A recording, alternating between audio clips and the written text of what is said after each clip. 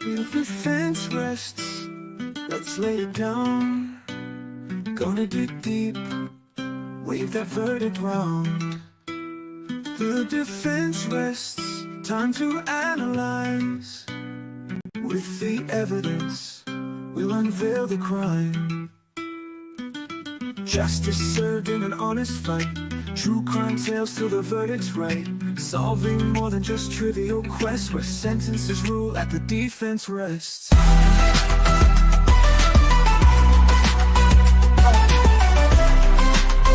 Oh, that smells so good. Aloha! Morning! I'm glad it's not just me that can't find shit. He was supposed to have a 9 a.m. interview with Court TV this morning. Maybe they're doing it as a video. Anywho, welcome to Tie Tucker Tuesday. We go out with a bang here at the defence rests. And what have you been doing? Oh, sorry, you're having a private chat there to yourselves, and I interrupted. Sorry. Good morning, all, and welcome. Now, I apologise up ahead because I will be trying to do some grifting of sorts, mainly because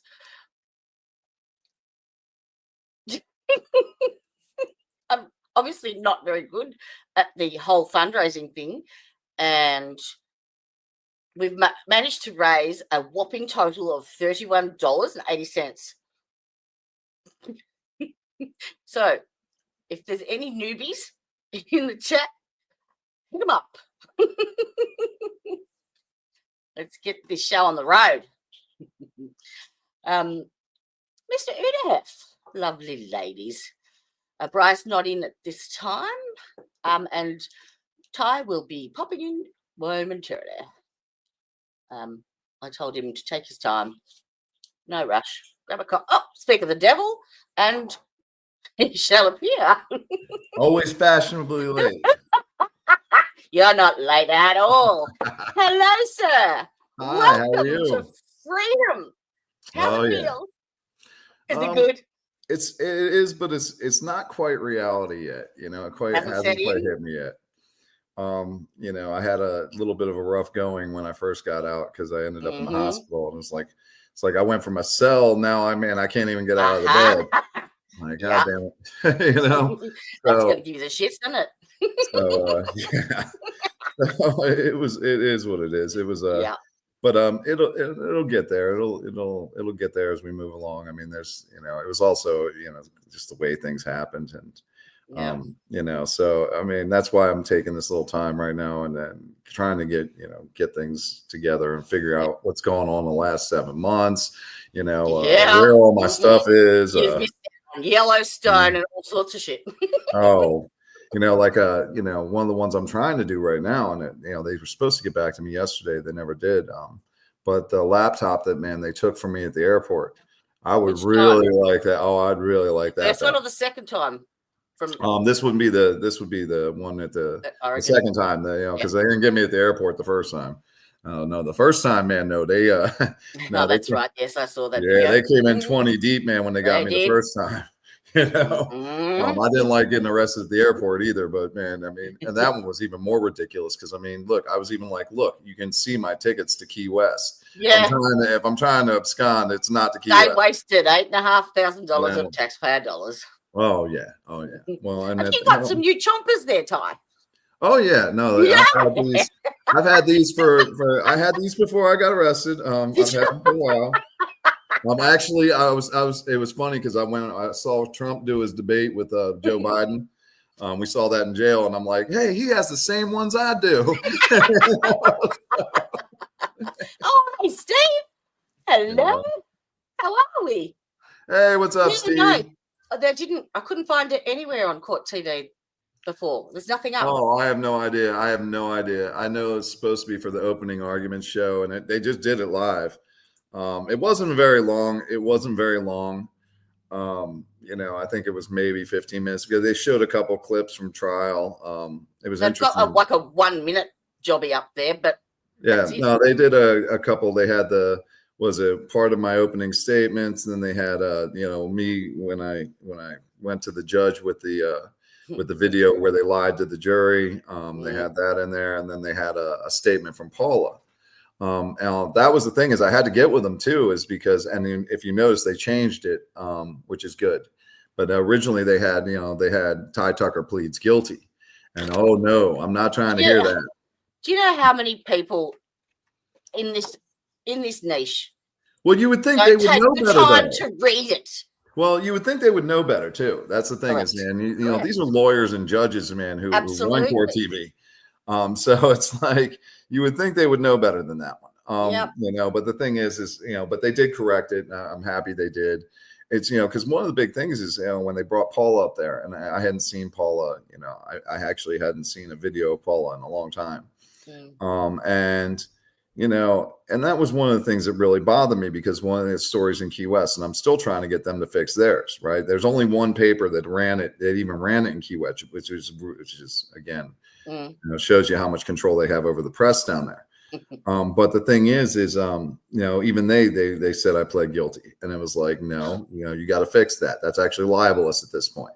You know, so the thing is, but one of the reasons, man, that's so important is because the last thing in the world I want is for Paula's family to think I pled guilty to this. You know what I'm saying? I would have never pled guilty. Absolutely not. Years. No. You know, so the thing is, you know, so it's a very important distinction, and it'll become more apparent as we get into the civil suits, right? But the bottom line is, man, no, I didn't plead guilty, and no, they never proved me guilty of anything. So the thing is, did I take the punishment? Sure. You know, I took the punishment because it was, man, the right move to make. You know, rather than sitting in jail trying to fight from jail and bang my head up against the wall there. And you know, and we did actually even go into the threat a little bit that they made on Court TV, where, you know, look, you know, they made the threat that, man, you know, they knew they couldn't beat me at trial. They knew that that part wasn't coming. You know, there was no way they were just going to get there. They weren't going to get all 12 jurors to convict me. There's no way.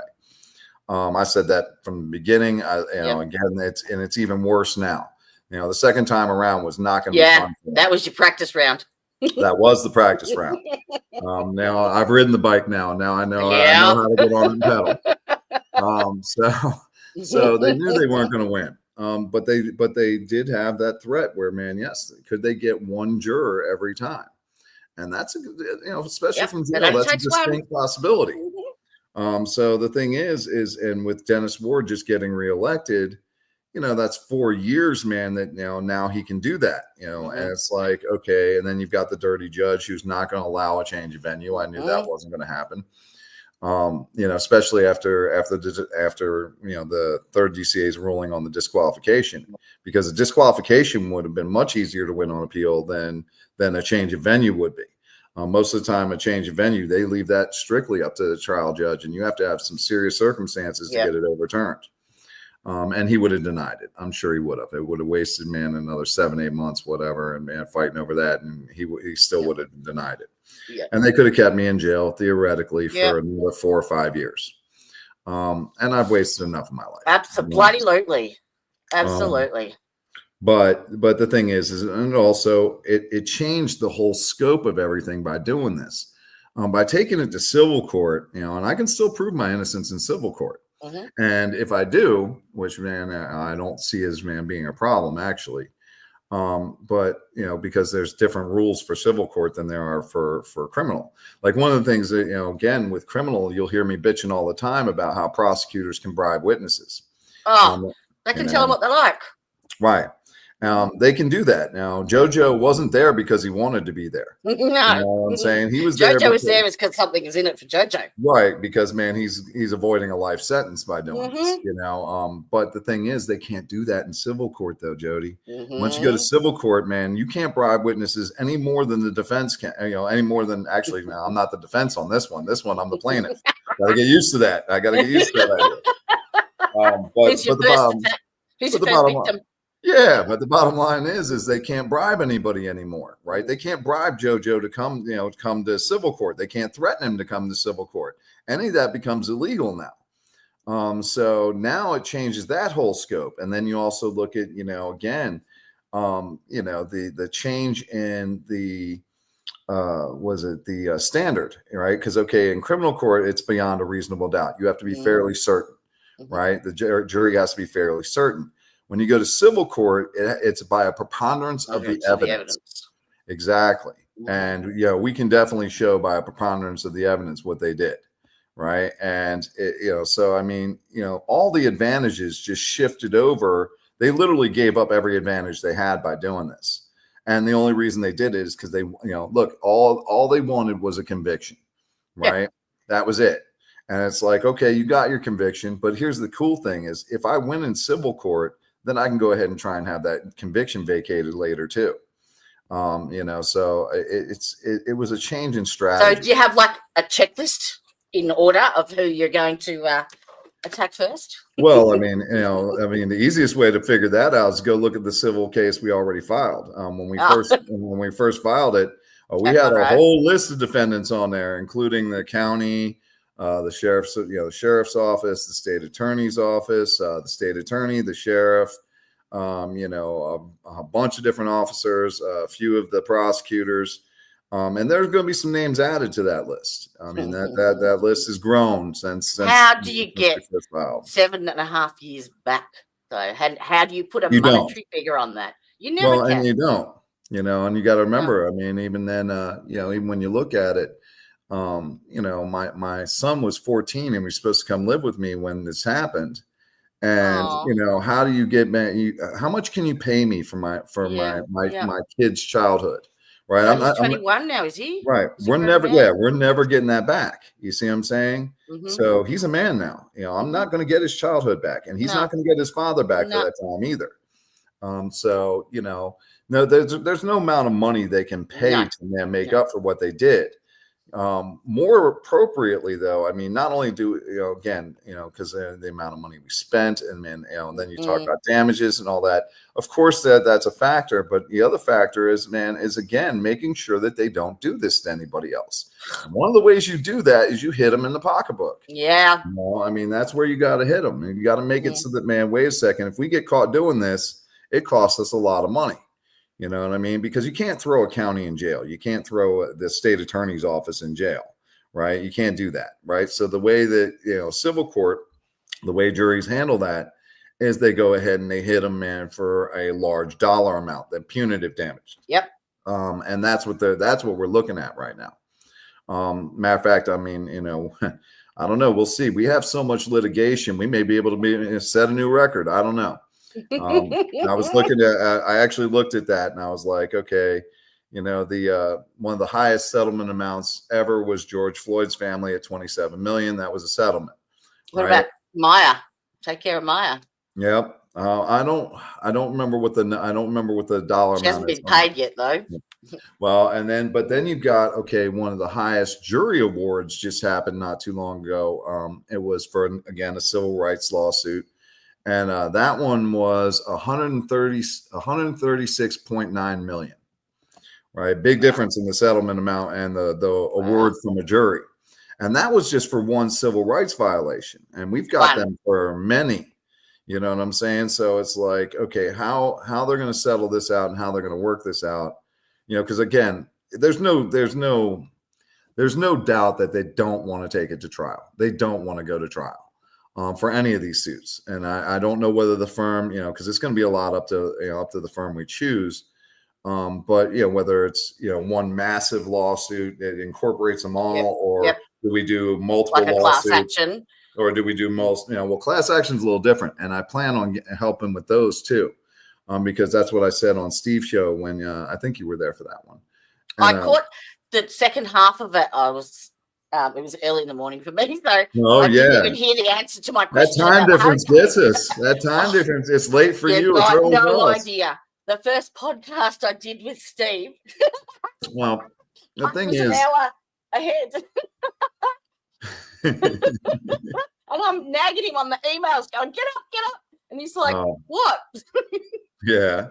Well, I mean, that's the thing. It's like, okay, so when we're looking at these firms and the firms are going to decide a lot of that, how it's going to break down. But the thing is, and that's another reason why we have to get a bigger firm. I mean, Jerry and Kara, they've look, we've done a lot. They were the initial people that, and they actually did very well in civil court. They whooped the snot out of the chief, was it Chief Attorney General for the state of Florida? Whooped the snot out of him 3 times. Excellent. So the thing is, but yes, but you got to remember, this is 2 lawyers up against 14. That's how many the defendants brought. They brought 14 lawyers, including the second highest lawyer in the state. Yep. And they still got beat. And the thing is, man, so, but man, that's, again, that's before we even get into all the litigation and, man, how many different things we can sue for. Right. And the thing is, so a firm, you need a bigger firm because there's a lot of different types of litigation. There's state torts. There's also, these federal lawsuits. There's a bunch of different lawsuits. So is there a longer time frame then involved, or? I don't think so, because, man, I think the way it's going to work is, man, is they're going to go ahead and identify all the lawsuits, and they're going to start filing the paperwork and, and starting to get it ready. And the thing is, but does Monroe County want to deal with it? Are they going to want to go for an extended run? I don't think so. If you drag it out, you hear, man, Dennis Ward's voice. No, he wanted me out of the state of Florida. He wants to pay this check and, man, be done with it, is what I think. You know what I'm saying? Now, again, we'll have to wait and see how things go. I mean, things shift and change all the time. But do I see them ever taking this to trial? Any of those lawsuits? No, because they know we have a mountain of evidence against them. I mean, that's one of the biggest differences is, the evidence they had against me was nothing, right? But, man, we come at them and we've got a mountain of evidence saying what they did, So, I mean, and again, politically, does he want it? No. Do they want the media attention? No. And again, do they want to pay us? Not really, but, man, it's in the long run, it's better for them. That's where settlements come from to begin with. Yeah. It's like, bite the bullet now, man, rather than drag this out and end up paying even more. So these are all considerations their side's going to have to make. Our side, on the other hand, no, we just got to figure out which firm we want to take it. That's basically what it is. And no, I'm not going to be pro se this time. I'm going to go ahead and take the pit bulls off the leash and let them go. Did you see the I was trying to do some marketing on the merch shop for you, and I just came up with a few. Well, I took a good compliment today. You are? Well, I mean, the lady on Court TV actually gave me a good compliment today. Apparently, in the Court TV circles and at the network or whatever, apparently I'm the most successful pro se defendant ever. Absolutely, yes. And apparently. Which, man, again, I look at my own performance and I'm like, oh, hell no. I mean, there's so many mistakes I made in that first trial that it's like, hey, but I mean, again, you work with what you got. Well, but I mean, but it also helps when you have the truth. You know what I'm saying? The truth helps. A lot of what they brought at trial was nothing more than fodder. I mean, they played on your emotions and weaknesses. They provoked you. They pushed you until you were so exhausted emotionally and physically, you just didn't have the fight left. Well, and then the thing is, face. Well, and the thing is, though, they even in the trial, they were like, yes, they tried to spark me up, and they tried to, and that's part of the game. I mean, hell, I did the same thing to JoJo when he was on the stand. When he jumped up and looked like he was going to hit me, it's like, oh yeah, it's like, oh yeah, you're just a sweet innocent getaway driver, for $50. If he wanted to punch me, I would have taken the shot. Who's going to put themselves at risk for $50 for gas? Yeah. Oh, yeah. Well, that whole thing, that was just ridiculous too. Yeah. And he finally admitted why he did it. And it was like, okay, well, we all knew that. Yeah. We all knew that, but man, now you have to actually say it. And the thing is, What's the stupidest question you've been asked since you've been out? Stupidest question. We're delving deep here. Wow, that's a I don't know. I have to think about that one. You can't limit it. And don't say the stupidest question. The stupidest question, man. I don't know, man. That's a tough one. I mean, I've had some that, man, were pretty dumb, but they usually go by me when they're dumb like that. You know what I'm saying? It's like, if it's You know, because look, I mean, and look, you know, I understand, you know, especially that's why it's so important that distinction between no contest and not guilty. Oh, A lot of people don't I was understand that. reading through What? some comments. I don't know if you do it, but reading through some comments on Court TV just today, looking for your thing, and I was getting so mad. I had to shut it down because they are just imbeciles, absolute imbeciles. Right. Well, and I mean, look, it's a common misconception, right? Because you are accepting the punishment as if you were found guilty. So it makes it very easy to make that leap to guilty. Yeah. Right. It's same thing with jail and prison. People intermix those words, right? They're not the same thing. Oh, you know, okay. no, they're not. They're not the same thing. Jail is, jail is where you go when you're waiting on trial, right? When you're waiting to be found guilty, right? So most of the people in there, and prison is only if you've been convicted, right? So which one's privatized? Both of them, you know, but they got rid of that, man.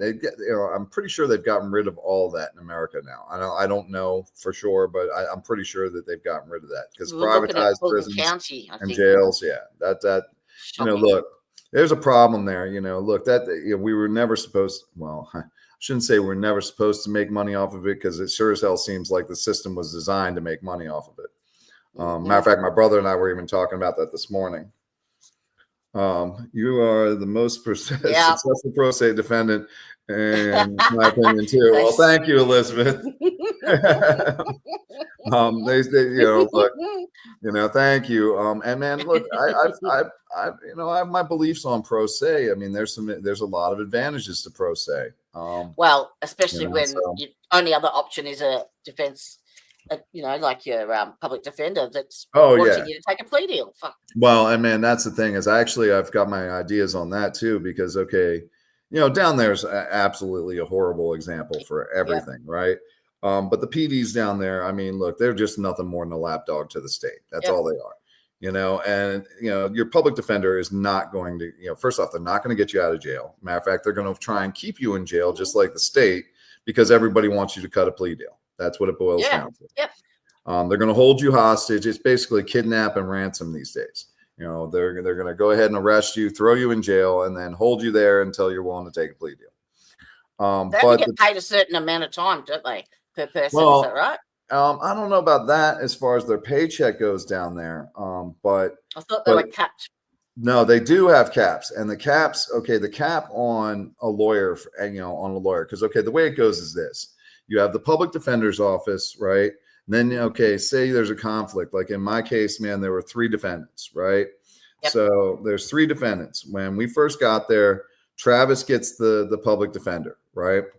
Well, then you go to regional counsel, right? That's your next conflict of interest.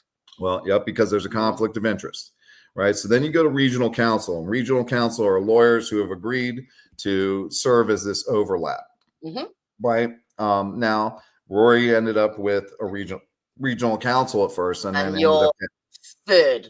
And I was third, so I got an actual hired attorney from Miami, right? So they hire out for an attorney once you go to that stage. But here's the kicker on that: is the most they're willing to pay for any case, even a complicated murder case like this, is $14,700. Now, you got to look at Rory's lawyer. Rory's lawyer was horrible, absolutely horrible. I'm waiting for Steve to play that trial. Well, and she didn't even attempt to defend him. Right now, we know he's guilty, all that stuff. But the bottom line is he still deserved a fair trial with decent defense. Right? I mean, that's the whole point of the system is, man, we all are supposed to have that Did fair he appeal trial. it? He did, and he did, and he lost. He lost his appeal. Yeah. And the thing is, that was a stupid question. Oh, well, no. He actually, I got to give it to him, man. He was actually, he was smart in a way. But the thing is, so he knows he has this crappy lawyer, right? And you got to think, okay, she worked on his case for 5 years. So how much money was she in the red with Rory? She was losing money. Right, because $14,700 ain't going to go, man, for 5 years worth of legal assistance, especially in a homicide case. So anyway, so she was in the red working for Rory. That's why she showed up at his trial with an empty notebook and a pen. You know what I'm saying? So, and didn't call one defense witness, not a single one on, so it's like, but his idea, and man, this is actually kind of smart on his part, is he was the first one to declare ready for trial, right? And he did it because he knew he was going to lose, right? He knew he was going to lose, right? So he's got an ineffective assistance of counsel. He tried to get rid of her more than once. Judge Jones wouldn't allow him to get rid of her.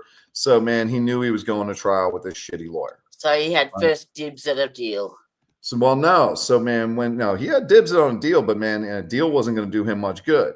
What he figured is, okay, he figured one of the things that I was scared of the whole time, right? This is what I was scared of, is by pulling apart the investigation and showing everything that they did or did not do during this whole thing. And Travis's lawyer did try this for a while. Rode our coattails, was like, okay, well, you saw all this stuff they did trying to get Ty, I'm saying, all this unethical crap, and man, they did trying to get Ty. How do you know they didn't do it to my client? You know what I'm saying? And that's what I was always worried that was going to happen. Right. And the more we tore apart the investigation, the more we tore apart all the crap they were doing, that the more likely it was going to be that their lawyers were going to pick up on that and man, try and get them off that way. Yeah. Right. And man, and again, yes, I believe Rory did it. I mean, I know Rory did it. You know what I'm saying? So, he's right where he belongs. Mm-hmm. Now the thing is he back in? Is he? Oh no, he's you're talking about JoJo. Oh, so JoJo. Yes, sorry. Yep. JoJo, I am hoping they put him back in. He's still in Texas, isn't he? He's still in Texas. Yeah. He's still in Texas. I actually had somebody reach out to me, and apparently he's not doing very well in Texas either. Oh. I've heard a lot of different stories about JoJo since I went back to jail. Karma's a bitch, isn't it? Oh yeah. Well, man, the thing is with him, I told Lauren, and I haven't looked at it myself yet, but to keep an eye on JoJo's, man, his trial docket, right? Because if they terminate his probation, there should be an addition to the docket, man, saying that his probation has now been terminated. The thing is, he got 5 years probation, didn't he? He got 5 years probation, contingent upon, man, to be terminated after he got done testifying against me and Rory, right? Okay. So he was still on probation, but he violated every bit of his probation. Yep. Right. He failed drug tests. He absconded. He didn't pay his money, and they protected him the whole time. And I think it's sick, because you're talking about somebody, again, all the evidence says this guy did it. Right. And yet you set him free and you let him, man, get away with violating every bit of that probation. And yet, man, again, so it wasn't about public safety. It wasn't about, it wasn't about justice, none of that. No. Right. So all that shit goes out the window. And, and JoJo's out there now. What they could do, and man, and what I've been hoping they would do is go ahead and violate him on his probation, because like I said, he's violated a bunch of different ways. You think he'll get $3.1 million bond though? No, well, he wouldn't get a bond. Well, he wouldn't get a bond at all. Once you're on probation, he's convicted. You got to remember, he's convicted, right? You've got the most expensive we in Florida. Oh yeah. Well, with him, if he violates, it says right in the terms of his deal, the deal he cut, right, that he gets 30 years. Now, so that warrants from Monroe County. Oh no, that would be a warrant from Monroe County. And yes, they would go ahead. That's where the docket would be. They would extradite him for that, and they put him in prison for 30 years. Which is, man, again, that when I was negotiating this deal with them, I was pushing for. I was like, look, the best solution for everybody is if you just do the right thing. Yeah. Just do the right thing. All you got to do is go ahead and drop the charges on me. Put JoJo in prison for 30 years. Now you've got Rory Wilson sitting there on a life sentence. You've got, JoJo sitting there on a 30-year sentence. You know what I'm saying? And, and then, again, you set me free, put an apology out, man. And that's that, they approached you, didn't they? Huh? They approached you, Mansfield. Yes. Yeah, no, they did. And man, I thought it was over a different thing at first when they came and got me. But the thing was, it was one of those things. It was like, okay, but they just can't do that. They just can't do the right thing. And it would have made him look pretty good to do that, come back and apologize and then, start trying to figure out how they're going to make it right. Dennis as wasn't up for opposed to what they insisted upon, which was this deal. And the thing is like, okay, because at that point, even with me bitching about all the shit that they did, all the unethical crap they did, at that point, man, they could have been like, well, look, we realized we realized we made a mistake. We told him we're sorry. We're trying to make it right with the guy, but he's just being a douche. Right. I mean, that's what they could have spun it as, you know what I'm saying? But now there is no spinning this, right? You did this solely for a conviction, right? That's it.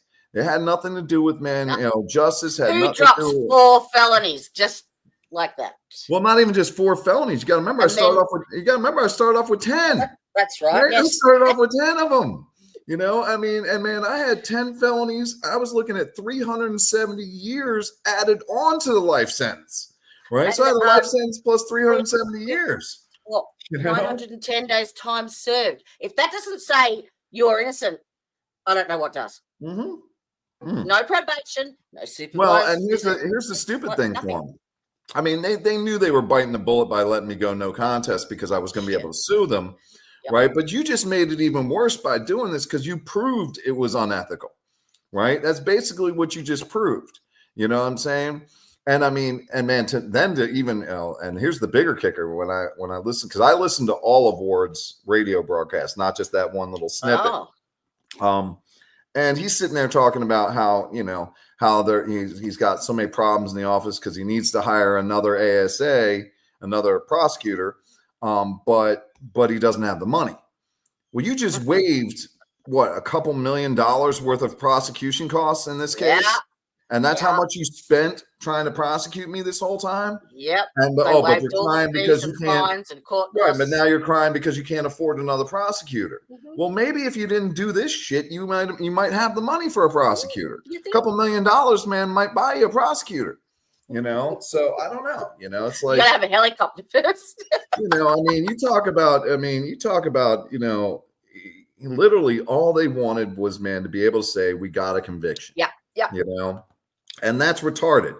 I mean, it really is. It's like you're talking about, man, look, prosecutors aren't, matter of fact, it's even in the bar code of ethics. They are supposed to present an unbiased factual They are supposed to, man. Exactly. They're supposed to, and it's not supposed to be about wins, right? No. It doesn't, that's not the point. It's not personal. It's right. Facts. Right. If you got a case, then you go to convict. If you don't, then you, man, drop the case. It's very simple, right? But they don't want to do that, right? Now they just think they can hold you hostage and get a conviction, which they can, right? I mean, that's what this proved is, man, you can go ahead and, man, you can keep on, literally destroying somebody's life for 7 years. And had they gone on, it would have been over a decade. You know what I'm saying? And man, being able to, how do they sleep? Oh no, I'm with you. That's the thing. I sometimes I'm like, like even with Alvarez and Mansfield telling that lie, man, at the end of the trial, I'm like, man, that was the one where I lost a lot of respect for him right there. Right. Because man, you're talking about a capital case. You're trying to put me away for life. And man, look, as soon as you have to lie to win your case, then man, you're not the good guy. That's where it is. You're not the good guy. You're not doing this for justice. You know what I'm saying? You're doing this for other reasons. Now they've got Monroe County has more holes in their prosecution than Mansfield's belt. Oh, well, I mean, it's not just me. It's not just me, right? Because you got to remember, they're doing this to everybody. This is just standard operating procedure for them. Well, look at the 911 call you were telling me about. Far out. Yeah. Well, and we're going to have to get those out to you guys. That's one of the things that, actually, I didn't even say to Court TV, that, man, we do have, even from the trial, we have stuff that nobody's ever heard because nobody ever heard the sidebars. And how many times we go up to sidebar? Oh. I mean, we were up at sidebar Mansfield, I think that was his, that was his favorite. For the day. Rather than objection, he was just like sidebar. Is his head really as lumpy as it looked? Yes. And man, I mean, look, the guy, man, he's an interesting character. My thing is the idea of that man being a judge. I'm just oh my God, man. It was funny though, because Court TV Court TV didn't realize that, they didn't even realize that Judge Jones had recused himself after the trial. You know what I'm saying? So it's like, there's a lot of the story that just gets, convoluted, and it gets to the point where people don't really, they don't really understand what happened here. You know what I'm saying? The trial's over and they go, next. That's it. Yep. Yeah. Well, I mean, look, and I get that. I definitely get that. But the thing is, man, everybody was waiting for round 2 on that one. And don't get me wrong. Oh man, I planned on whooping the snot out of them in round 2. Right. I definitely learned a few things. Your ego wanted you to do it. Well, and I learned a few things, like we were saying, man, that first time, man, was good practice round, man. But, picking a jury wasn't going to be my first time now, going up and going, again, now I do know the difference between cross-examination and direct examination, what I can get away with in each one and what I couldn't. Exactly. And how to set it up, set it up better than I did the first time. And how to bring your evidence in. The first time I only had 4 months to get ready. Yeah. Before that, I counted on my lawyers, man. They would tell me what was up, and they would, they'd file things for us, and they tell us the legal ramifications. And man, there's I have issues even with that, because there's some things they didn't tell us, and there's again, because they wanted, always they're trying to move you into their strategy. You know what I'm saying? Which again is a again much better way pro se. I'm to the point now where, I mean, don't get me wrong, the perfect defense in my mind, as far as a criminal defense, even in a high profile, especially actually in a murder case, is a pro se defendant with standby counsel, right? Because I mean, at that point, you're making sure that the pro se defendant follows the rules. They follow the rules of evidence. They know the different rules as far as procedure goes. Objections, stuff like that. They're there to make sure that the pro se defendant stays on point. But even Vinnie Politan, and this is one of the reasons why I like Vinnie Politan from Court TV. He was one of the first people to really identify one of the strategies, man, I had for going pro se, which is this. Almost every case, right? Every case you see out there. And this is even just on a personal level. If you think somebody's, you think somebody's did something, you want to hear it from them, right? You want to be able to judge whether or not you think they're lying. You don't want to hear it from somebody else. I mean, again, if you thought, man, I stole your cookies out of your cookie jar, right? You're not going to go ask somebody else, man, or you don't want to hear it from somebody else. You're going to come to me and you're going to be like, hey, man, did you steal the cookies? Yeah, nobody advises their clients to take the stand. Well, and they don't, because, man, here's the problem is, man, that they're afraid that the prosecution is going to twist them up and make them look guilty, even if they're not, right? Because, man, they do have, Mansfield tried that shit with me, but it didn't work. And it, because you can't twist the truth. I mean, it makes it easy for me, right? But the thing is with prosecutors, that's exactly why lawyers typically will not put their clients on the stand, right? Is they're afraid of that cross-examination. They're afraid they're going to get twisted up. Well, if you have a pro se defendant, and this is what Vinny realized, is like, okay, I'm telling my side of the story the entire trial, right? Not just getting on the stand. I'm telling him by what I'm presenting. I'm telling him, man, by my own words. And, and not only that, you're developing a rapport with the jury. I mean, Lord help it if they like you. It's a lot harder to convict somebody you like. So you have this advantage of you're giving the jury what they want. They want to hear it from you. They want to decide whether or not you're lying. But and here's the better part. And I hadn't planned on putting myself on the stand. I wouldn't have. But, because of this, here's the thing. I don't take the stand. You can't cross-examine me. So, man, now the jury gets to hear it from my side of the story, and you never get a chance to twist me up. You know what I'm saying? So, I mean, Vinny recognized that day one of the trial. That was why I have a lot of respect for the man. He realized quite a few of the advantages of going pro se. But that was one of the big things I had thought about. It was like, okay, because look, nobody knows the case better than me at this point. And nobody knows it better than me. Lauren's a close second, but nobody knows it better than I do. And man, even Lauren would tell you, nobody's going to tell that story better than Ty. Because man, like even the first day of trial, I didn't know what their lineup was. I didn't know what witnesses they were bringing. You know what I'm saying? They didn't tell you their witness list. No, they didn't tell me the witness list prior to them putting them up that day, right? Because like you have the main witness list, you know who they're going to call, but you don't know which dates they're going to call them, right? So we settled so you that. You can't prepare for your questions. Well, yeah, exactly, because you prepare for different witnesses differently. But I didn't have trouble that first day because, man, look, off the top of my head, I already know what they did. I already know what they said. I already know, man, freaking, what their role in the whole thing was. So yes, I can ask questions right off the top of my head because, man, I already know it.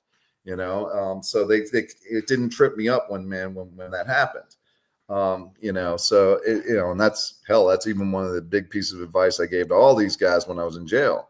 Is, man, they would ask me, for advice on what to do about this, what to do about that. Should I do this? Should I do that? And I'm like, well, look, man, the first thing you need to do is you need to, man, know your case and know it better than everybody else. Yeah. If they say they got video, you better see it. If they say they got audio, you better see it. If they say they got this, they got that, well, you better, man, check it out and make sure. Did you ever hear the story how Steve and I met? No. I actually was watching your trial and I watched the Cosme's video, that they brought to trial. And I noticed, I'm like, that's camera number 3. Why would they show the visuals of the third camera at the back where it's clearly the worst possible angle that you could see who's coming and going from there? So I dropped a pin on Google Maps. And I did a full 360 and counted at least 7 or 8 cameras. Cameras that are in that put location. It together and I sent it to Steve and I went, what the fuck? Here. Oh, I hear you. Yeah. I hear you. And I'm like, well, especially when you get into even the video they had, how much of it disappeared. Even there was one right at the front at Keys. Even the Florida Keys Electric video, okay, the one that caught JoJo and Rory walking down the street, right? Yeah. That one, man, freaking okay. Where's the video of JoJo's truck going to the crime? Where's the video of JoJo's truck coming back from the crime? Where's the video of me walking up for a cigarette? I mean, all that stuff. It's all gone. There's only that 7 minutes that they saved. That's it. And it's like, okay, you can't tell me that, man, all that camera recorded was that 7 minutes. So I mean, and this is where we go back to the whole evidence tampering thing and stuff like that. When they again, that was one of the ones that you talk about pissing me off, man, with Morgan. He just got done reading, where the lead detective admits there was evidence that was tampered with, fully admits it. And then he comes back saying, oh, well, the defense hasn't shown a scintilla of evidence that, that there was evidence tampering in the case. It's like, okay, that's a lie. It's just, Morgan was a trip with that whole thing. Because again, you're allowing them to go ahead and get away with destroying evidence. And there was a lot of it that was destroyed. I mean, even JoJo's truck. JoJo's truck, this is one of the ones that was left out the open. Right. For anyone to and beyond that, that was bad enough. They'll leave it there for like 20. They left it 20 days unopened in a lot or whatever, whatever. So they, again, anybody could have tampered with the evidence in that point, right? Now you could argue that. But even when they go search it, they don't do a forensic search, right? So, man, and a forensic search would have been helpful, right? Because, okay, I've never been in JoJo's truck ever, right? So, man, I mean, if you don't find my DNA in there, and now if I'd gone and done the crime, then, man, there's a good chance you're going to find my DNA in that truck, right? Or some of the victims as well. Well, that was the other thing is, man, what happens when you find the victim's DNA in that truck? And JoJo supposedly had no contact with the victims. You know what I'm saying? So by destroying that truck, by destroying that piece of evidence, not impounding it, not preserving it for the defense like they're supposed to, that just destroyed exculpatory evidence. And same thing with the Tom Thumb video. And I mean, we can go down the line of different things, or even my interview. The interview they did with me. They're all in 2-minute segments. Well, and then not only that, but there's chunks missing. You know what I'm saying? Was it DD from Crime Circus, man? He managed to put it back together, right? Oh, But did he? Yeah, no, he put it back together, and it's on his channel. Where it can run concurrent instead of being all chopped up like that. But the bottom line is it's still missing pieces. You know what I'm saying? There's still chunks of it that are missing. Well, where'd they go? You know, it's like, you know, and that's the thing is, man, you know, they keep coming up with all these excuses, but they're not showing any actual proof of anything. You know what I'm saying? Like they should have their IT departments go and figure out what happened to that video, you know, and what happened. Why do you think Penny Phelps just had it out for you? Like, I think I don't understand why she just. Well, I'll tell you right now, man. I mean, I have my theories on what happened. You know, and my personal feeling is no. Penny Phelps wanted to clean it up very quickly, get it cleaned up, nice and quick, quiet, man. Get it. You know, she had her two. She had her two suspects. Why target you? Like. Well, because okay, she had two spots, you know, but you gotta remember JoJo wasn't a suspect at first, right? He wasn't a suspect at first, but he becomes one later, right? Now, should he have been? Sure, but what he should have been and what he was is a different thing. But here's the thing: is Penny Phelps was in a serious oh shit mode, right? Because man, my feeling is that she knew the crime was going to happen before it happened. Yeah. Right. And once it turned from a robbery into a homicide, now all of a sudden, wait a second. She shit her pants. She shit her pants. And when she saw, you know, when they're going through doing the investigation, I mean, again, they had tunnel vision on all kinds of shit. But you know, again, as soon as they did that whole thing where the CI identified Rory Wilson, and you know, he was just a Metro PCS with a white guy. When they went in and she saw that picture, she was like, "Booyah! There's a solution to my problem." Right? You know, this guy's the one with you with the Oktoberfest. Yep. So I mean, she was just like, "Booyah! There's our white boy. This solves all my problems. We get this wrapped up right now, and it's over." Because you got to remember, even with Travis, I mean, it ended up being a 5-day investigation. You know, I mean, so you just want to kick her in the coochie, don't you? Well, I mean, you know. No, I'm going to do more than that. I mean, because she hates me. Do you know what she's doing now? Well, there was picking rumors up trash on the road. There was a rumor that she was working for the state attorney's office as an investigator. Now, I haven't confirmed that rumor, but boy, that would have sucked. But the thing is no, Penny, you know, Penny's hating life. She lost her job at the sheriff's department. She lost, her ability to be a teacher. She lost that too. And you know, she lost her dignity. Well, and man, now here's the other thing is she also knows we're going to sue her, but she also lost her lawsuits. Remember, she tried to sue us, and man, she was trying to go after us for $1 million or whatever, and, you know, and she lost her lawsuits against us. And you know, so, and I'm sure Penny, man, when we made this deal, she was like, I'm sure she went to her lawyer and was like, you know, can we sue him now? Can we go ahead, man? Can we appeal on this? And man, you know, she had the biggest tanty. Well, I mean, the simple answer to that is no, you can't. You know? So, yeah. Hey, Penny, take that. Well, I mean, but here's our turn. Now we get to come back and sue her. Now, if she's failed on those lawsuits, does that go better for you? Oh, when she filed the lawsuits? Into it? Yeah. I mean, no, the filing of lawsuits pisses us off because it costs us a bunch of money to fight them. Right? Yeah, but can you use that in your lawsuit against her? I was actually talking to Lauren about that. And again, this goes back to the law firms. I'm not sure what's going to be, what they're going to want to do. I'm sure we're going to cover that money, man, in the end. But the bottom line is this, well, and that's the thing is, man, I mean, yes, because, man, okay, if the sheriff's department had just admitted what they, with the wrongdoings that happened, then, man, Penny would have never been able to come back and sue me in the first place. So, yes, that is money that, man, I would include in damages, right? Penny would have never even been able to file that lawsuit had they just admitted what they'd done wrong. You know what I'm saying? And I mean, that's what this whole thing comes down to, is just admitting what you did wrong. Now Penny, she probably still could have kept this up on, swept it up under the rug and admitted what she did wrong, but she wasn't about to do that. I think she'll take it to her grave as far as it goes.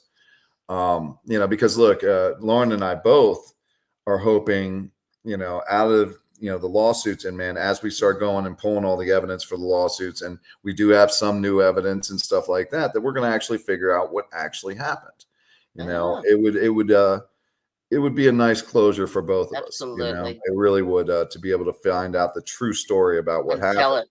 Yeah. Now the problem is a lot of the people who, you know, who could do that are no longer alive. You know, about the only people who could probably tell you exactly what happened at this point is Penny Phelps. You know, Penny Phelps or Colleen Dunn. You know, either one. I think Penny, man, probably knows more. She got rehired, didn't she? Huh? Yes, she did get rehired. And man, don't get me wrong, I'm trying to put an end to that too. I haven't forgotten about her. Good. No, I have a bar. You know, I have my complaints in with the bar. The thing is, she's already been suspended twice. Well, and then Lauren was going after her license permanently, right? Good. But they went ahead and they went ahead and they canceled her complaint because of the comments Judge Jones made in our motion to dismiss. And the whole thing from the bar as well, the trial court's in a better position to judge this. You know, they have more facts, so we're going to close out the complaint. Well, and then I went to him and I was like, oh, yeah, you're talking about the biased judge that recused himself a week after trial. So, you know, I think you guys need to actually investigate this. Yeah. And then they tried to push it back. They gave me a letter back trying to push it off onto Judge Morgan. And I was like, nope, that's not going to work either, because I just disqualified him for being biased and and being partial, right? So no, you're not going to. Who's his protege? Well, and the thing is, this is a very well documented case of misconduct, very well documented. And the thing is, but they're refusing to investigate it, and that's they're trying to push it off onto the trial court. Well, now there is no more trial court. So there's nobody else to push it off onto. Yep. So the bar is going to have to get up off their ass and actually do their job. Accountability. Yep, they're actually going to have to do their job. Now, and that's the other thing is because before when I was in jail, I had everybody. I put up a post for people to go ahead and file bar complaints against Alvarez and Mansfield for what they saw at the trial on the closing. Was that the one to the Department of Justice? No, that was a different one. No? I did that too. And man, I know. I shared it. The feds are down there. I do think for all y'all out there, man, I can't see the let me check the comments. I can't see the comments. There we go. There's the comments. I can see it. Ty, was there any one thing you learned after getting out that just amazed you, or you found like, wow, was unbelievable? Man, this whole thing has been unbelievable. How nice was it to go in? Well, here's the thing is, I used to say to Lauren all the time. I used to say to Lauren all the time, I was like, you know what? When this is all over with, I hope to God somebody comes up and can tell me what happened. You know, because man, the last 7 years of my life have been incredibly unbelievable. And if I hadn't lived them, I wouldn't believe my own story. Yep. You know what I'm saying? So it's like it's just insane. The insanity of the whole thing. It's just, it just the crazy never stops. You know. And look, we're going to be dealing with that somewhat and moving forward. But the thing is it's just going to have to try and find a nice balance and don't let it dictate. Well, the good thing is again. Look, most of the work we've already done for the case as far as the civil suits go. And, it's just a matter of handing them over to lawyers and pointing them in the right directions. But the bottom line is, like I told you, I'm not pro se this time. So man, now it's just set the dogs loose and let them go. Yeah. But I mean, and I have other projects I'll be working on. So it's not going to be as crazy as it was. Now, I think I should have learned something from this whole thing. And, one of the things is every time you think you've got it figured out, you definitely do not, I mean, when this all happened, I was 46 years old, and I thought I had life figured out pretty well, right? I mean, I'd seen good, I'd seen bad. I knew what I wanted to do. I knew that I wanted a fairly simple life. I thought I had things figured out. I thought I was a grown up. I had things figured out, right? No. Then all of a sudden, man, I get hit with this, and man, look. There is no way in the world. I mean, unless you're a criminal who's expecting it to come, right? If you're actually a criminal and you're expecting it, that's one thing. But there is nothing that can prepare you, man, for them coming and grabbing your ass, throwing you in jail, and accusing you of 10 felonies, including homicide. Yep. Right? My head was spinning, and I had no idea. And I was like, man, it's like for even the first couple of weeks, I'm like, what the hell just happened? Yeah. You know what I'm saying? I was just a normal dude, and now all of a sudden, man, I'm being You're chained facing up this like shit. Hannibal Lecter. Yep. So it was pretty insane. And it's just, we would like to get to the truth. Are we ever going to get it? Probably not. We have Maybe if of JoJo gets locked up again and he's got nothing to lose, perhaps. Well, I mean, if JoJo gets, that's the thing is JoJo. The funny thing about JoJo is, look, I would almost bet money he's destined to mess up. Because here's the thing is, yeah, he messed up all of his probation, and obviously, man, he did the crime. In my opinion, let's not get sued here, But man, the bottom line is, but the bottom line is, man, I do think JoJo did it, and I think he's been messing up the same exact ways ever since he got out. But here's the thing: is, man, he's gotten used to that get out of jail free card. Yeah. Right? He's really gotten used to that. He's gotten used to getting over because, man, he had that get out of jail free card. Right. Whereas now that's gone. Right. So even if they don't put him away for the 30 years, it would not surprise me if JoJo gets busted for something else, man, very quickly here. Because our Lord knows, I know he hasn't changed his ways. I mean, I've heard enough now to know that.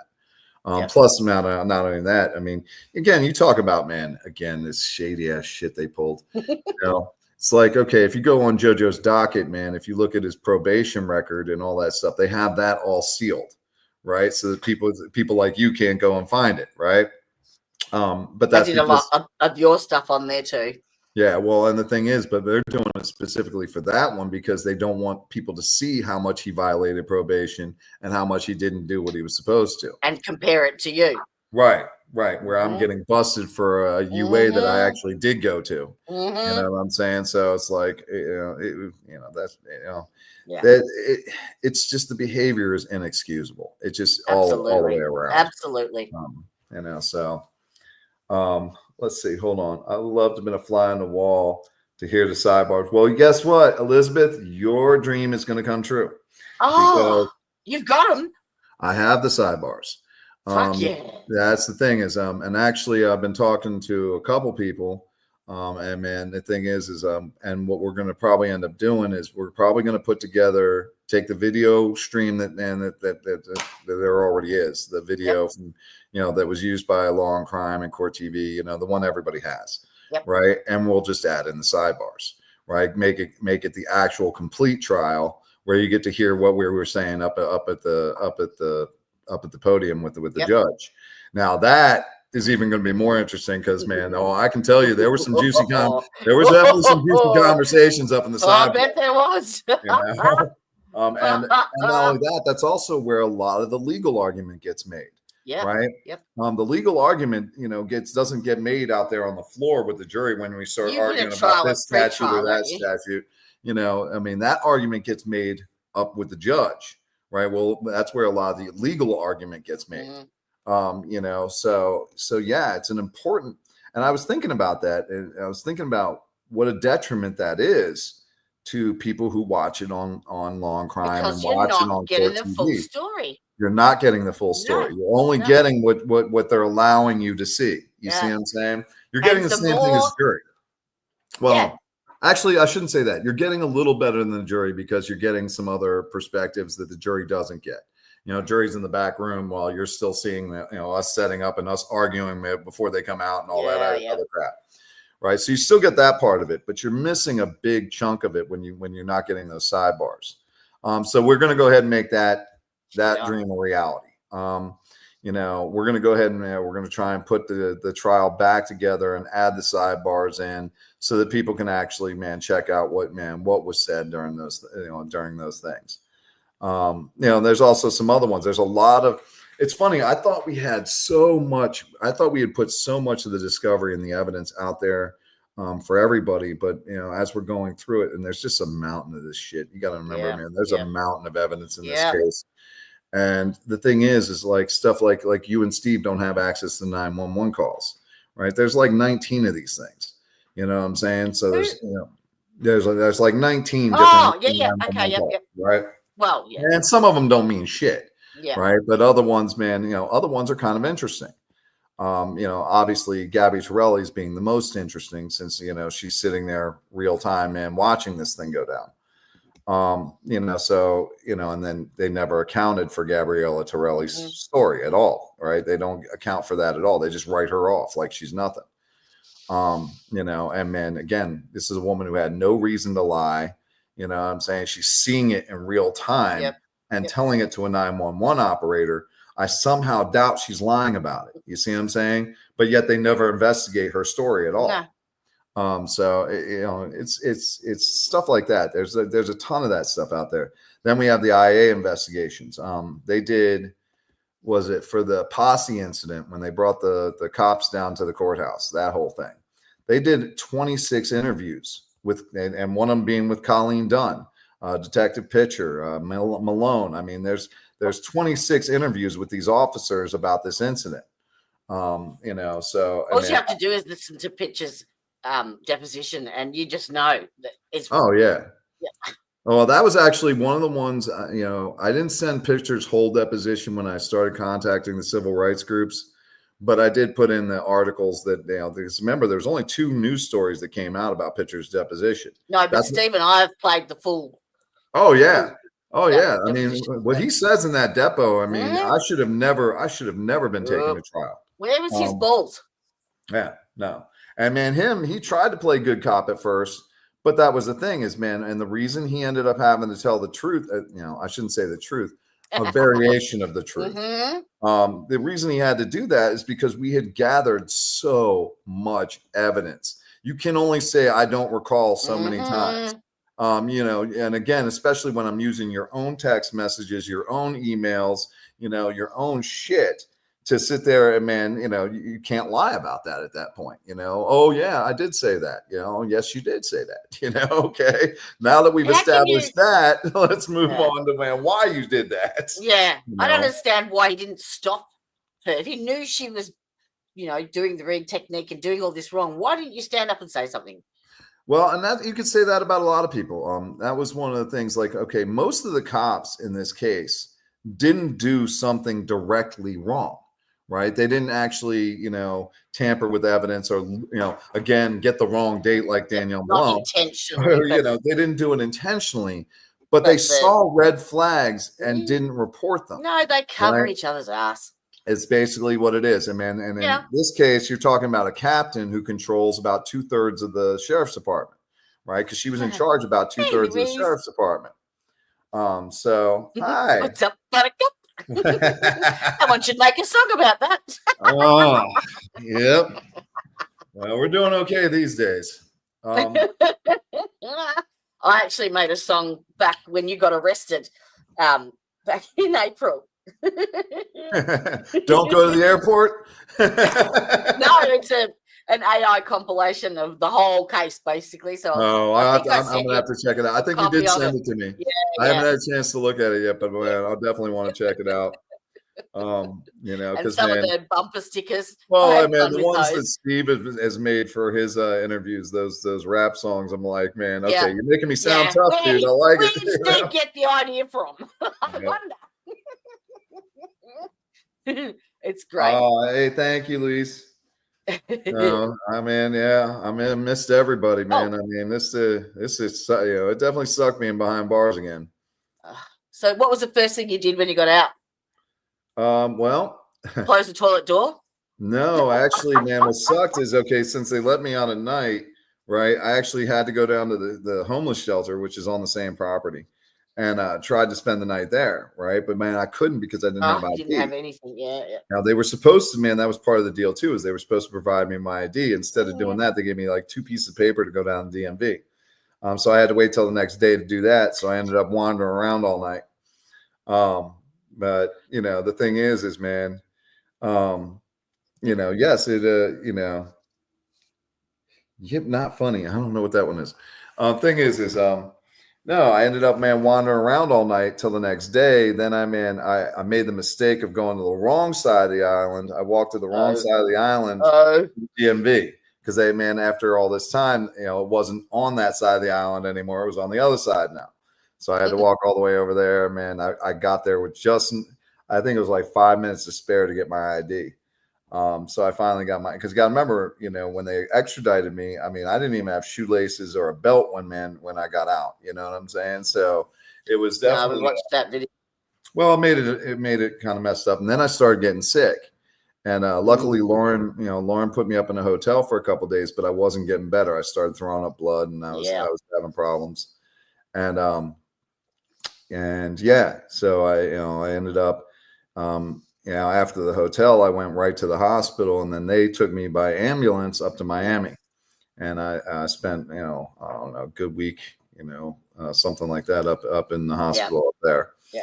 And which sucked too. We were aware of that. Well, that sucked too. You're talking about liquid diet, man. Oh, liquid diet sucks. I was so hungry by the time that was over. I was like, man. What was your first meal? Did you go out and order a big ribeye or something? Or No. Because man, I remember, man. Okay, the one in the hospital was a shit ass burger, man. But I don't care, man. I grubbed it down like it was nothing. On the outside when I got to the hotel, well, okay, I couldn't get the turkey dinner, man. When they had some turkey dinner for Thanksgiving, right? Because you got to remember this is around Thanksgiving too. Yeah, yep. And but I did get a pesto chicken sandwich, which was bomb. That actually tasted hell. So, did you crave anything like Chick-fil-A or anything while you're in there? Oh, I've been craving all kinds of stuff because, man, I mean, when you're in jail, man, when you're watching TV in the day room, they got all those commercials coming up, man. I mean, Domino's Pizza was looking good, and I actually did get to try one of the new ones. Was it Burger King has the fried pickle Whopper?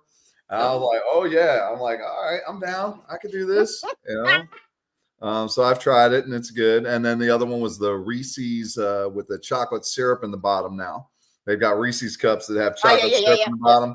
Oh yeah, I tried that out too. I can only eat one, but man, I'll tell you what, they're good. But I've definitely had some cravings. Pizza being one of them.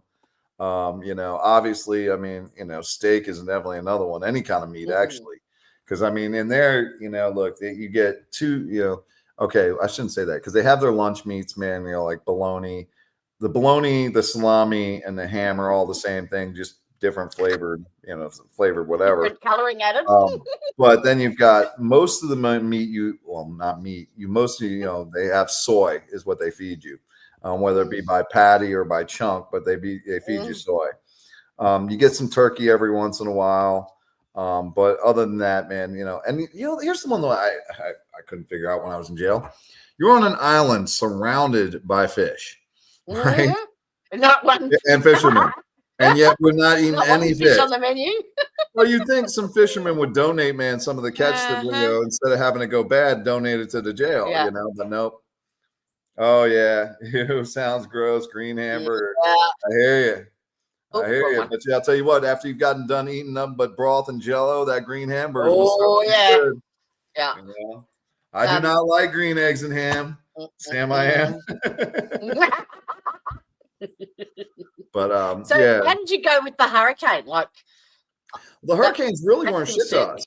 They really weren't shit to us. I mean, the first one that came by, man, I didn't even know there was even a hurricane until they canceled court. But you got to remember, man, you're in a big concrete building that's on stilts. I mean, the safest building probably to be in Key West for a hurricane is the jail. Now, granted, if the roof gets torn off or if somehow the water starts getting in there, well, being behind a steel door is not going to, that's going to suck. Mm-hmm. But I mean, you are in probably the most sound structure, because you've got at least, before you can even get up to where the jail, the cells are, right? It's on stilts. So you've got at least a full story, man, worth, So it was built to sustain that. Right. And a lot of, there's a lot of buildings on stilts down there. Yeah. Yep. But this is also made out of steel and concrete. So it makes it a big difference. Yep. It's, it can handle a little bit of wind. Now the roof is always what you got to worry about, with that kind of thing. But if the roof comes off, then you got a problem. I was just happy they didn't evacuate. Right. Because, man, I heard horror stories from, because, before this happened, I stayed down there for Hurricane Irma, and they did evacuate the jail for Hurricane Irma. Yep. And I've heard horror stories about, how how things go when they do evacuations at the jail, so I'm just happy they didn't do that. And yeah, I wasn't worried about anything. Matter of fact, the first hurricane, I don't even think we got any rain. I thought I'm pretty sure. But the second time we got some, we definitely got some rain and a little bit of wind, but nothing, they don't even let us outside for that stuff. So it's kind of hard to know. Teresia, can you ask some questions? I really, really have to go to the bathroom. I'll be 1 minute time. No, go ahead. Take your time. Sorry. When you get past 50. Oh, I hear you. I hear you. I can only hold it so long anymore. Yeah, Louis. We didn't get chicken. We got some turkey, but we never got chicken. We got a little bit of turkey, no chicken. And you've been through hell and didn't need to go through a hurricane. Yeah, well, don't get wrong. It's not. Unfortunately, it's not about what you need as far as it goes. You know how life is. It's like life is a combination of things. Your choices that you make and things that are out of your control. And hurricanes, I can't control hurricanes. They do what they do. And I mean, even me actually being in jail, I don't control that too much either, other than trying to get out of jail. But yeah, it was fairly interesting. I haven't talked with Valley Ray yet, and I'm not back in Portland yet, so I'm in South Carolina. I do plan on talking to him though. Because Valley Ray was real supportive prior to trial and after trial. Well, thank you. That's cool. I haven't been to Kentucky in a while. My aunt was in Louisville for a little while, so it's been a little while since I've been to Kentucky. But I'll take everybody, man, who wants to be a supporter. Because what they did to me, they can do to anybody, and I think that's something that I'm definitely adamant about, is making sure that, man, they can't do this to people. Now that's going to take me, I don't know if I'll ever win that battle, because there's a lot of problems that don't just happen down in Monroe. There's problems, there's issues with the system that exist everywhere in this country. Like, again, prosecutors being able to bribe witnesses. That shouldn't happen. Right. If you want to have a fair trial, then both sides have to play by the same rules.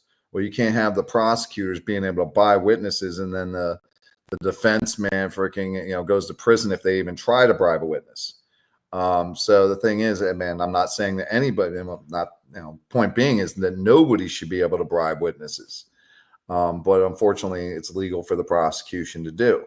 And as long as it is, it will always be unbalanced. And that's everywhere in the United States. And how you fight that, then we're gonna find out, because now I have time to devote to all that. There's just problems I've seen in our legal system that are gonna end up, I'm gonna end up having some. Sorry. No, it's okay. I get it. That could have been nasty. Yeah. Have they been entertaining you? I just got I'm in North Carolina County, and I'm as crooked as hell too. And man, look, that's gonna be Elizabeth, yeah. There's a lot of well, we were just talking about. I mean, some of the problems that Monroe may be a blatant example of what's wrong with our system. But the thing is some of these issues everywhere. Some of these issues are everywhere, and it's federal problems. Again, when we started talking about what they get immunity for, prosecutorial immunity, judicial immunity, the qualified immunity the cops get. You know what I'm saying? So you're taking away people's ability to sue them when they do these things. Yep. Because that's all that is you're not taking away their ability to be arrested, right? They can be arrested for a crime if they commit it, right? But you're taking away the people's ability to sue them for it, which is, man, insane. You know what I'm saying? It's one of the reasons why there's no checks and balances here. The cops, cops feel like they can do what they want. Prosecutors feel like they can do what they want. Judges same way, because there's just no repercussions if they do, right? So that's part of the problem. And then again, we were just talking about where as far as prosecutors being able to bribe witnesses. That's standard practice all across America, and then you got the plea deal system, which the plea deal system was instituted to try and make things go faster, right? To try and get cases through quicker. If the guy's obviously guilty, let's just cut him a deal. That way we don't have to spend taking him to trial, all that shit, right? It's the only people that fight the plea are the ones that that have been fighting the corrupt system. Well, and that's the thing but the problem is the plea deal system has been used now as that is the way that they again, that's the way almost all cases are solved. So why go to trial? Why waste the entire process? Well, and not only that, here's the bigger problem. Why have evidence? What do I need evidence for? We're not going to trial. We're not ever going to go to trial. So I don't need evidence. I don't have to prove that somebody did anything, right? All I have to do is hold them long enough and make them miserable enough that they're willing to just give up. Yep. Exactly. Yeah. And I mean, I've said this many times. I mean, I'm sure you've heard it before, where I've said, the average person out there, right? The regular people like us, right? The regular people, right? 2 months in jail is about all it takes, man, to destroy your life. That's about what it takes. Yep. I don't know too many people whose jobs are willing to hold their job for 2 months. While they sit there in jail for 2 months. Again, if they're not holding your job, well, again, are you paying your rent? Without paying your rent for 2 months. I mean, you think the landlord's not going to evict you, and then you lose all your crap because, man, you've been evicted. Again, the dominoes start to go. And the thing is, most people will take that plea deal to avoid that, right? And that's what it comes down to. It has no evidence. There's no evidence of guilt. It's because they don't want their life destroyed, which, man, makes our government nothing more than a bunch of thugs kidnapping and extorting people, man, for convictions. And that's what I've never understood is why the level is so low for an indictment. Like anyone can get one. You know what I mean? Well, yeah. I mean, why don't they raise that and sift out the chaff from the Hague? Well, I mean, again, why is it so low for probable cause? You could say that too. Because I mean, probable cause is nothing. I can come up with probable cause on anybody. Yep. Right. I mean, so and so said you did it. So, man, that's probable. I can smell weed. Right. I smell weed. That's well. I'll tell you right now. That's why I thought I'd never see weed be legal. Because, man, you can't be like, I smell cocaine. Doesn't work. So I mean, straight up, it's like it doesn't work the same. And yes, they still use that. Now they use it as a driving under the influence. What I'm saying? That they'll say, I smelled weed when you were driving under the influence. Yeah. Just a different bloody name. Well, I mean, we were, there's a lot of these things. I mean, hell, actually, I was helping somebody recently with they had a problem where their kid got busted, right? Or they thought their kid was going to get busted. But the thing is, I was talking to some other people about it, and man, luckily I never had this problem with my children. But the thing is when a kid gets in trouble, right? Instead of coming and busting him at home, they're going to bust him at school. And the reason they bust them at school is so that they can no parents there. They can talk to that kid and interview that kid and get him to say shit, without the parent being there. Yep. Right. And no, that's again, you're trying to work around the law. You know what I'm saying? The law doesn't allow you to talk to a minor without their parents being there. But they don't know that. But school officials can. You see what I'm saying? So, I mean, that's the thing is, if your kid gets in trouble, they're going to try and bust you at school. You know what I mean? Yep. Just so that the parent won't be there to defend their child. And I think that, again, it's just like a giant game of chess with your life. About sick and wrong. But I mean, the thing is you're constantly having to worry about defending yourself against your own government. Yep. I mean, that was one of the things you talk about me being free. I still haven't settled down to the point where, man, I'm not worried about them coming through the door to take me away again. You know what I'm saying? You're still waking up at like the set hours and thinking of the routine that you normally would do day to day. And some of it I've been Pavlov's dogged into it. I mean, there's some things, habits I've developed that that, you know, obviously are from incarceration. It's easy to become institutionalized, isn't it? Well, kind of. I mean, you know, it's different because, man, yes, I did get to come out on pretrial, but I mean, like I said, even that most people don't understand. I mean, I didn't get to leave my apartment, so it was just a nicer cell. But I do have a lot of, you know, like, okay, even my social skills. This is one of the, you know, one of the big criticisms I took at trial was my mannerisms.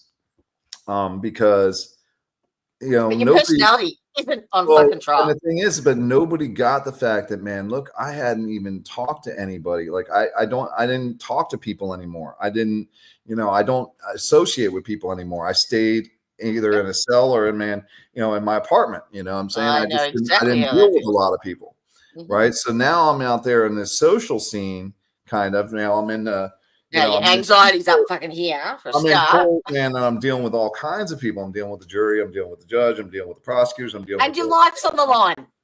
And I mean, and the thing is I just don't have the same social skills that I once had. You know, some of my manners had slipped because, man, you know, because I'm just not used to people. You know, and it was weird because that was actually the first time during that trial, man, was the first time I dealt with really how isolated you were. Unless you're a friend of mine, or unless you're Lauren or the kids or anything like that. I mean, you know, I just didn't deal with people much. You know, I mean, I even had to apologize. You know, I even had to apologize to my brother for the same thing when he came out to visit me. I'm like, look, man, I'm just not used to talking to people and having people here anymore. It just, you know, you get in that mindset. Yep.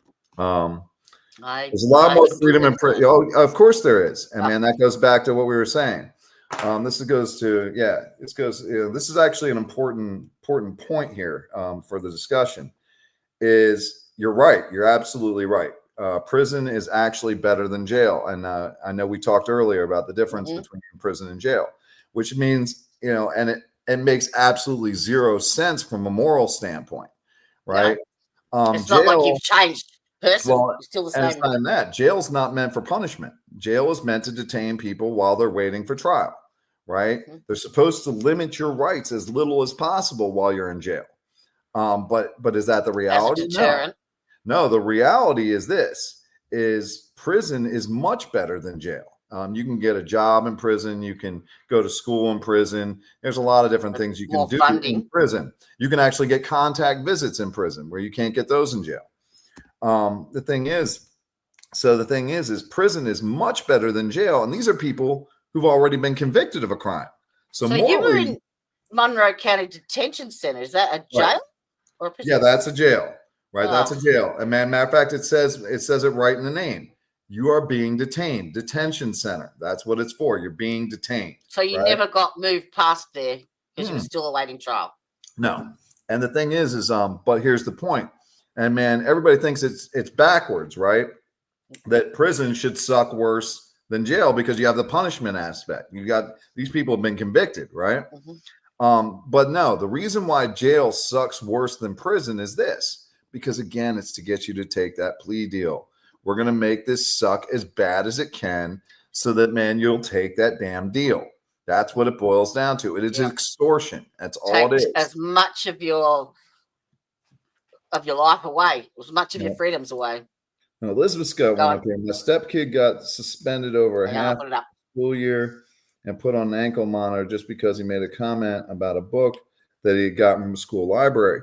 Now, I don't know about the anklet. The anklet, man, they would have had to have committed a crime.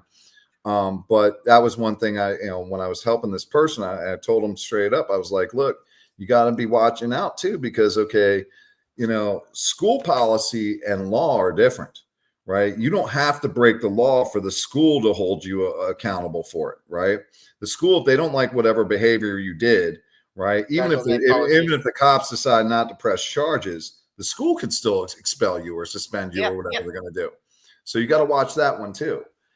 Because the school has quite a bit of power that way, and it doesn't have to be something illegal, right?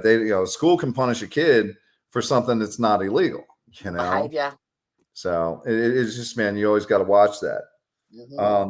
It's a sad fact, but it's sad. It's a fact. It's very, very life changing. Oh yeah, no, it is.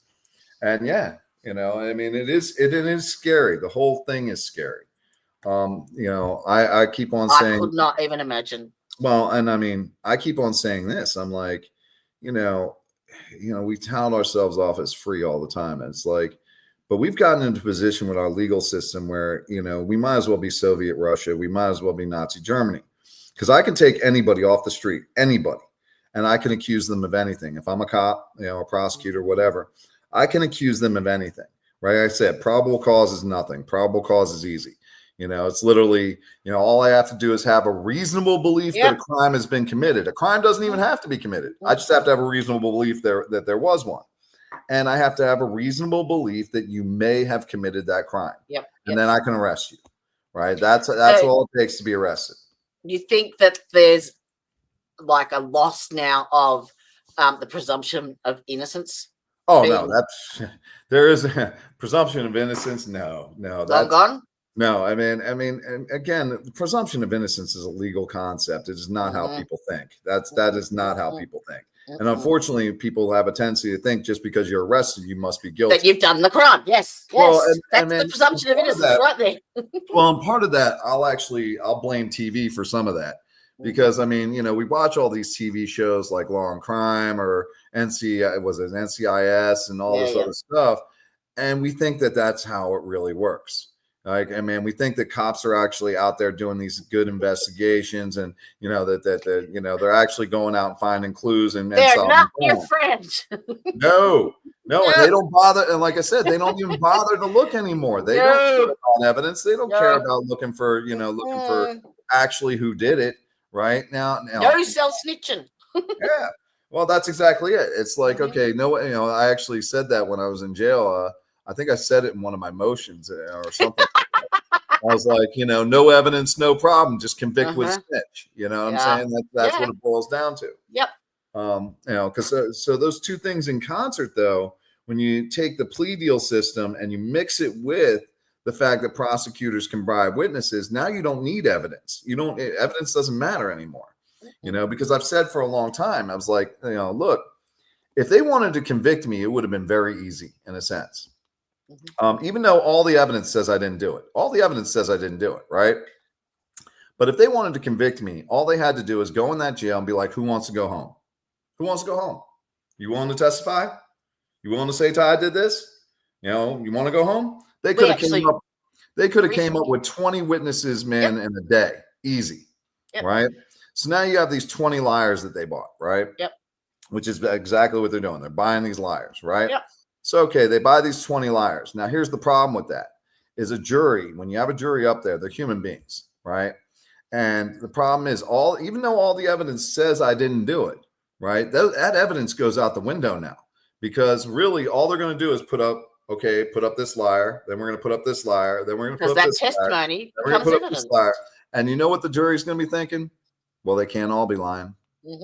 Now, that's not true. And that testimony becomes evidence then. It sure does. And that's how people get convicted these days. Yep. I've seen so many cases where there was no evidence against somebody, and yet they're getting convicted by a snitch. Zachariah Anderson trial, the state brought in the jailhouse snitch, and he admitted to it, and he had planned it. Like, he approached the state, and then the same thing happened in my case. The snitch on the snitch. Yep. Yep. Oh, that's the one that always cracks me up now, when you got CIs reporting CIs. Yeah, there was a snitch snitching on the snitch. Yep. It's ridiculous. Yep. It's gotten that bad. They had the defendant's mother, the daughter was on the stand, and the mother was sign languaging her while she's on the stand. Yep. Well, and that's the thing is, man, we haven't learned our lesson. No. The thing is we really haven't learned our lesson with this. Is with the jailhouse snitch thing. Look, if you see a jailhouse snitch in a case, that's a huge red flag. CI, jailhouse snitch, any of that shit. Those are people who are getting something in return, man, for their testimony. Absolutely. And that's the thing is jailhouse snitches, like what they did with Naeem Jackson in my case. Where is he now? About the Zachariah case, same thing. When they moved me to go be with him and they told him to go back in and keep getting more information, that's illegal. That's one of the things we're going to be suing him for, right? That's illegal. It violates 4 of your constitutional rights. Trying to coerce you into a Well, and that's the thing is, but it's done all the time.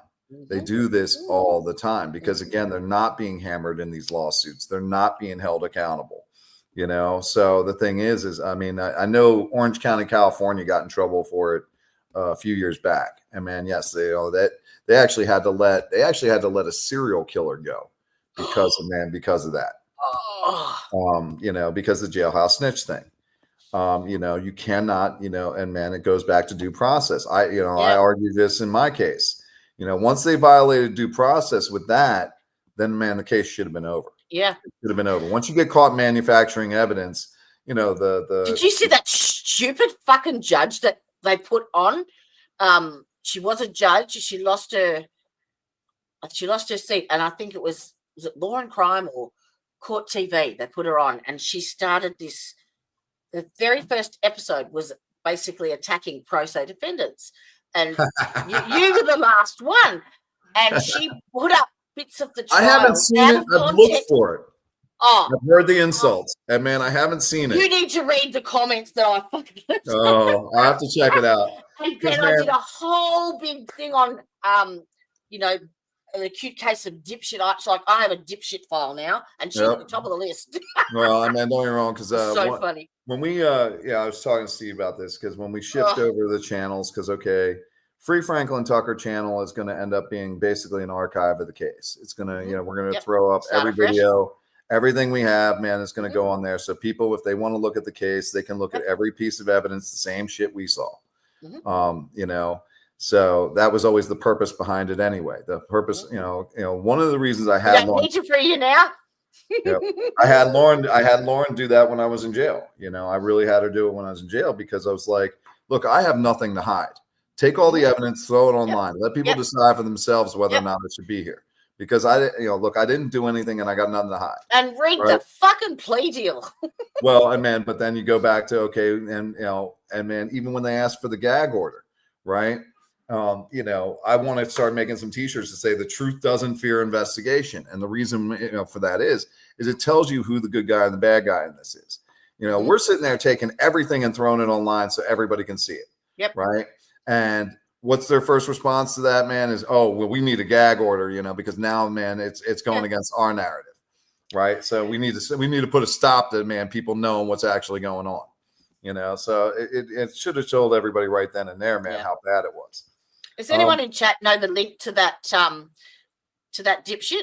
If you can put it in chat, that'd be awesome. Yeah, I'd love to check out the dipshit. Oh, look, cheese. I love looking at my critics, actually. You know, and actually I was kind of disappointed even with my Court TV thing today because I didn't get to face man a critic. You know, the chick was very nice today, but the chick who was normally there, I forget what her name is. It's Julia. I think I've got it. Sorry. There we go. Perfect. Send me the link. Oh no, I've got my Julie Grant. That's Julie Grant. That's what her name is, right? Okay. Yep. And the last time I remember this chick, I've never done an interview with her. You know, so I've never done an interview with her. But when I took the stand, she tore me to shreds on opening statements. The show I was just on. She tore me to shreds. She's sitting there. Oh, well, you say you were drunk and passed. We just don't buy it, Mr. Tucker. And just going off like a prosecutor. And it's like, you know. That was one of the bumper stickers I made. Check that out. Well, it is. Oh, yeah. That's exactly. Yeah, I hear you. I told you, you know, the funny thing is if I had my wallet with me and stuff like that, hell, I would have bought Mansfield a bottle of Fireball to hand him as I was walking out. I don't know. But, you know, I don't even think did he ever admit to me, man, that he knew what Fireball was? I can't remember. I know I teased. Right, I did tease him about it during the negotiations. There were a couple of things I teased him about, but man, that was one of them. You know. Yeah. You know. I love it. I had so much fun. I'll tell you what. I think you'll sell a ton of those, man. I've sent them all to you. More snow in Canada. I think you'd sell a bunch of those stickers. I've sent them all to you, but I'd really like this man. Monroe County, where prosecutor's case has more holes than Mansfield's belt. You know, I think that guy has to have elastic man pants at this point. I don't know. Yeah, I sent them all to you in the email with the song. So yeah, do with them as you please. Well, and it was funny because even the conversations with these guys, and it's like, you know, I mean, even Alvarez, he admitted to me that, man, I do this, it's not personal. I just do it because I like the competition and this, that, and the other. And I'm like, 7 years down the track is fucking and I told him, I was like, that's the big difference between you and me is this is very personal for me. This is my life. This is my life we're talking about. You get to go home at the end of the day. So it is very personal for me. But the thing is, man, do I agree with what they did? No. And do I think they should still get in trouble with the bar? Yes, I do. Because they can play and I even absolved them somewhat as like, look, I know if it was your choice, man, then the case would be over already. You guys never even would have went to trial the first time if it was up to you. Because of Dennis Ward. But at the bottom line is, man, you got to please the boss. The boss, man, is the one who doesn't want to let it go. I get that part. But, man, you're still the one that decided. And this is the thing. When you're doing something wrong, and they refuse to take the case? Well, and no, they can't refuse to take the case. They're assigned the case, right? Mm-hmm. And the thing is they're assigned by Dennis Ward to do their job. And, man, but here's the thing is I've seen other prosecutors do this on this case where they quit. They were just like, I'm not going to do it. Yeah. I'm not going to do dirty shit, man, in order to win. Yeah. And, they're the ones who made that decision that, man, their job was important enough that they were willing to lie in a capital case. Mm-hmm. Yep. And the thing is no, you should have made the where's right their choice. Moral fortitude? I'd rather lose my job than, man, send somebody to prison for life that, man, that I know didn't do it. You know what I'm saying? That's me, I couldn't sleep at night knowing I did that to somebody. Yeah. Matter of fact, they actually, going back a ways, but they had a prosecutor down there who did commit suicide for doing that. Oh. He had mentioned, apparently there was a suicide note where he had talked about, send somebody to prison, send innocent people to prison, and he ended up committing suicide. But you almost have to down there if you're gonna work for Dennis Ward, you're gonna do dirty shit. How does he keep getting reelected? Well, because, man, again, they control. I mean, as you can see, they control the media around it first off, and they control the population. Like, okay, US One Radio, where those radio interviews that Steve pulled up when you were there, the radio interviews you heard, US One Radio has done all kinds of stories about this case over the years, right? Where they've had, man, stories about the case on their program. Mm-hmm. Now it's called it's US One News Radio, right? And here's the thing. There ain't no news about it. The only people you ever talk to is the one side. You talk to the sheriff, you talk to the state attorney, you talk to the politicians that are there, but you never once have come and got my side of things. Nope. You know what I'm saying? So it's like, again, they control everything down there, and everything's down there, man. I mean, with them, you didn't even make it onto the Monroe County Sheriff's Office Facebook notice. Oh yeah, no. I mean, again, the Key West Citizen, they've run, the Key West Citizen has been following this story the whole time, right? And they still haven't written a story on the plea deal.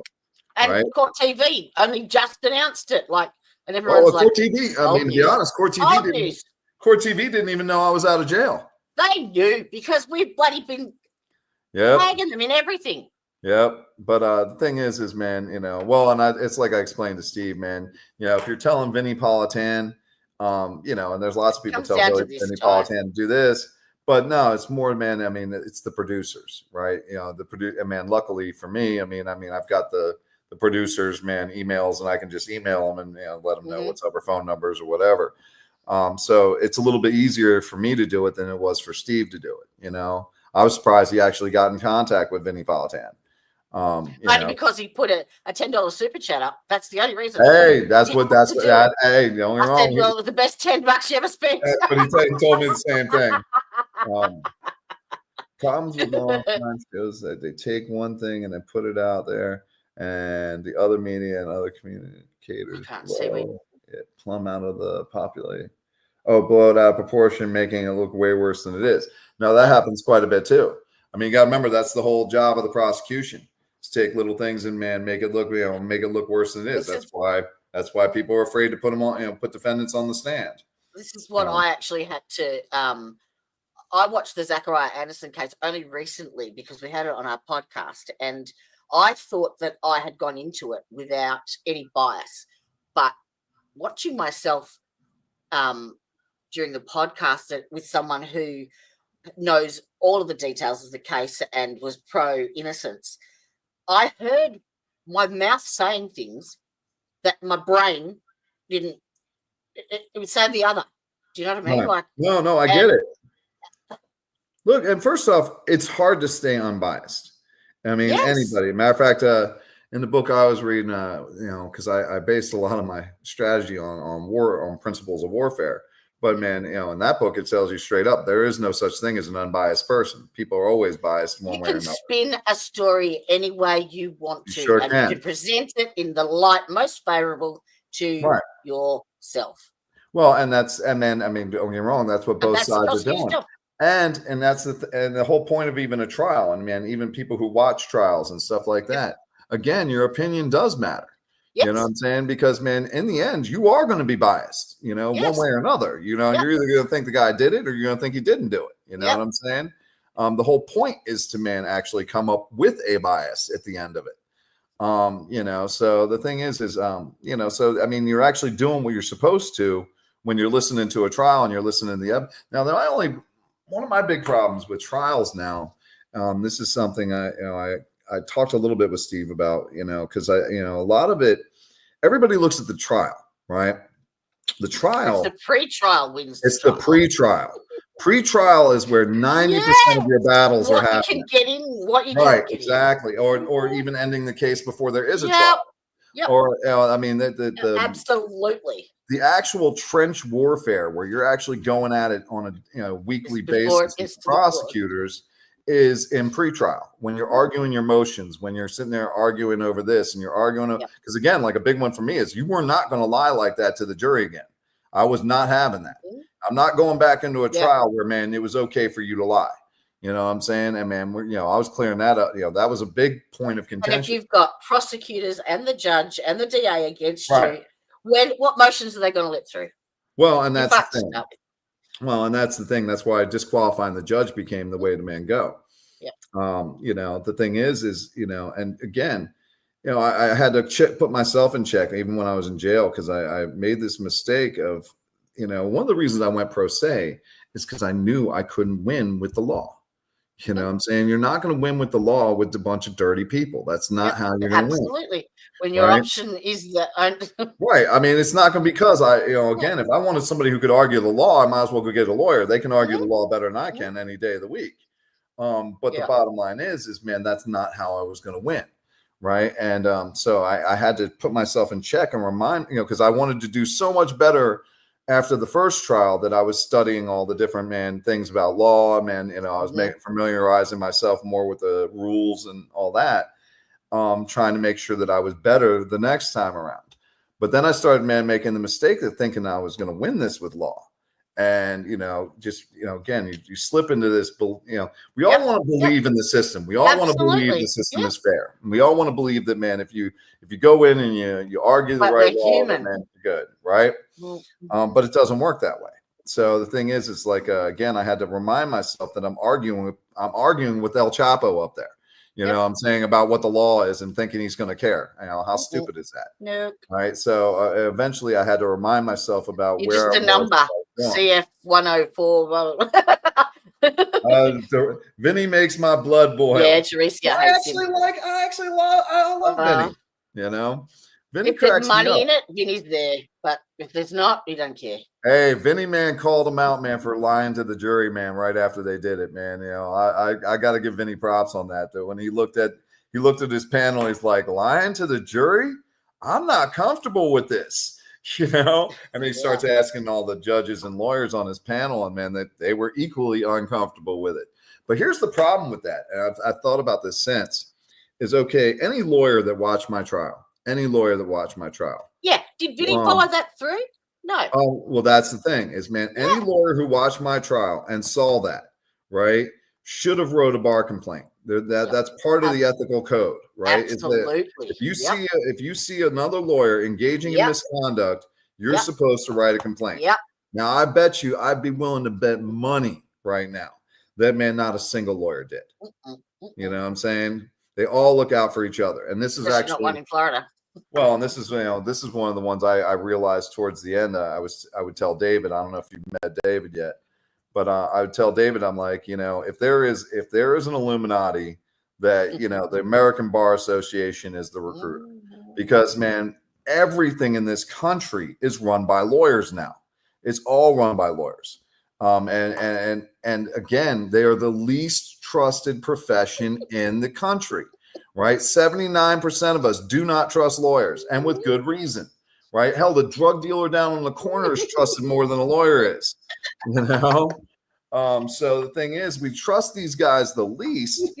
But okay, so they get up and then they're arguing, man, whether they're a prosecutor or a defense attorney, doesn't really matter. Or if they're doing civil litigation, whatever, it doesn't really matter. They're arguing, man, they're doing their job as a lawyer. But then all of a sudden, we give them a dress and give them a gavel and we call them honorable. Well, you're still one of them 79% that we don't trust. You know what I'm saying? So, I mean, again, you just higher up the ladder. Right. I mean, exactly. You're just, man, that means you just lie better than they do. I don't know, Better at it. but the bottom line is then they get to make all the decisions on, man, who's going to, what's going to happen as far as the legal precedents. Then you got the ones who don't become judges. Well, then they go and become politicians. Almost every president we've ever had has been a lawyer, or, senators, congressmen, they're almost all lawyers, right? So they're making the laws, they're ruling on the laws, they're arguing the laws that affect, and then they're enforcing them. That affect all of us, right? We put the least trusted profession in charge of everything and runs everything. How stupid is that? And I mean, I get it where we get this feeling like, well, what are we supposed to do about it? I get that too. I understand that. But at the same time, it just doesn't make sense. No. We're taking the people that, man, we know are going to screw us, and we're putting them in charge. And then we're getting over, waiting for it. Then we bitch about being screwed. It's like, okay. Now pull my hand while you do that. Yep. And I mean, that's the thing is, man, and yes, they are given way too much power, Cindy. I would agree, especially prosecutors and trial. Cindy. Now, Cindy will be able to find it. Do you know the link for Judge Dipshit? Judge Dipshit. I can't need to find Judge Dipshit. One of my favorite videos of all time with court is they came into court to arrest the judge while she was, man, actually in her gown and up on the bench. And, man, this woman, they put her in the handcuffs, and as they lead her around, she faints and literally goes face first. She's bitching. She's like, "You're not going to do this in my courtroom." Next thing you know, she's just hitting the freaking ground. Yeah, it doesn't feel so good being on the other side, does it? No. Yeah. So, with all your studies in law and shit, would you pursue a career? Hell no. Hell no. Hell no. I don't want to be a lawyer. What about teaching? No, I mean, I have no desire to be a lawyer. Now, teaching people how to fight, that's something else. And that's actually one of the things I am writing. Matter of fact, I've already written them. A couple of different books, and one of them is called Pro Se Warrior: The Art of Legal Self-Defense. But the thing is it's basically about how to fight pro se, and my ideas on how you fight and how you win. Because I don't fight like they do. I don't fight like a lawyer does. Matter of fact, lawyers, man, are very narrow scoped. Not all of them, but some of them. Like I said, I study warfare, where you study, literally tactics and everything has to be taken into account when you're studying war. Okay, if I'm going to go to war with a country, I gotta know their economy, their population, their terrain, culture, their weather, the climate. I mean, you got to know everything about that people that you're going to go to war with. And I did that with this same thing when I say know your case. You got to know everything. And I mean, not just everything about your case, everything about the people that are involved with your case. Yeah. So that, man, you can know who you're dealing with. And, man, what surprises might be in store in their background. Right. And when I got sued for Project Mayhem, which that is the whole thing, but that was my defense strategy, right? Lauren and we came up with this defense strategy that, we nicknamed Project Mayhem. But the idea was to spread out the battlefield, right? And not only that, okay, here's a simple again, going back to Einstein, you do the same thing, get the same results, and anything else is insanity. Thing is okay, so they've been doing this for decades, right? Decades. Matter of fact, I mean, again, I'm the only person who's ever won a murder case, man, in Key West, in Monroe County at all. That's pro se. Right. No, I mean, not as pro se. Even lawyers, none of them have ever won a murder case down there, right? So this is nobody's ever won a murder case down there. That's why this is such a big deal for them. So the thing is okay. So you got to figure all these lawyers before me who did murder cases, all of them lost. You know what I'm saying? And why is that? Well, because they know exactly what you're going to do. I filed this. What they're up against. You file this motion. Yep. You do this. You do that. We do this. You do that. And man, it's all pretty rubber stamped, and just this a daily grind, right? Whereas with us, the idea was we spread it out, right? Well, the very first thing we had to do was get the media on, get the media involved, right? Because if you got dirty people, you need the media there, right? They help keep dirty people from doing dirty things. You have been trying to get that to happen. Oh no, I hear you. And so you get the media, but you don't have a vagina and long hair, and Well, I mean, look, you get the press involved, but man, and it's difficult sometimes. But it's easier now than it ever was, especially with all the LawTube channels out there on YouTube now. YouTube channels are not a joke anymore, right? I mean, YouTube channels. You guys have millions of people who watch this stuff. And so your influence on people, man. I'm still a baby tuber. Well, and that's okay. You got to start somewhere, right? Yep. But the bottom line is there's YouTube channels out there that have millions of people watching their channel. We actually lost one yesterday. Which is more than a lot of these cable stations do. Yeah. You know what I'm saying? So, your influence is a lot higher than it used to be. I did not realize that influence, where that came from. I'm hoping to get a computer soon too. I'll get there. I'm getting there. Oh man, I'm gonna have to write this chick's name down because I've been looking for it ever since Steve mentioned it. I'm gonna have to look it up. Judge Elizabeth. What is it? Oh, there she is. Yeah, apparently, man. From what Steve told me, it was like she was a fucker. Arrogant pro se defendants or something like that.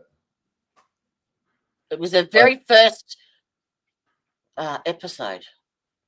Well, and I've decided that, man, pro se is a way to buck the system now too. Again, I think you heard me say this before, man, everybody went pro se. Every inmate went pro se in that jail. It would shut their whole dirty system down real quick.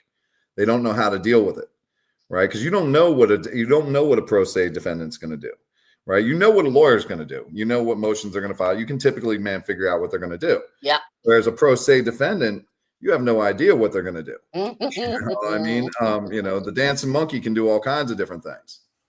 And sometimes even a bad strategy ends up being one that wins, so. Where the frig is it? It was on Law and Crime, I think, and they stupidly gave her a segment. Yep. Well, yeah. And, Jody, I met Jody. Actually, I didn't meet Jody until after I went to jail. I didn't meet Jody until after I went to jail, man. I called her up. We were trying to get, something together so that we could do an interview from jail. That was. Sorry. You found it, huh? Yeah, I fucking found it. Hang on. Oh, there we go. Send me the link. I'll definitely check it out because, look, I actually like facing my critics. I really do. And then go down into the messages, the comments, and have a read. Well, it's like piss your pants. Even the lawyers who would try and criticize me and stuff like that. And it's like, okay, I'll tell you what, I'll hire you today. You can be my defense attorney today. If you can answer me that one question, how do you beat a dirty judge? How, as a lawyer, how are you going to beat a dirty judge? And man, all of them, man, it was like crickets after that, Sent.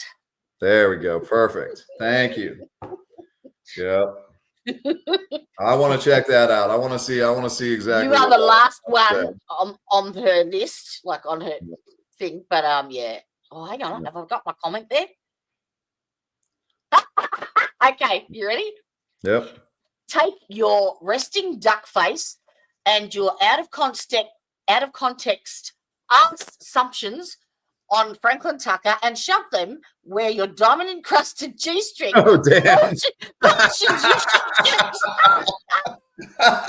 You have certainly not done any research into this case, and you've completely misrepresented him. Well, and man, here's the thing. And man, I haven't seen it yet, obviously, but man, I mean, but this is a woman who's supposed to be a judge, right?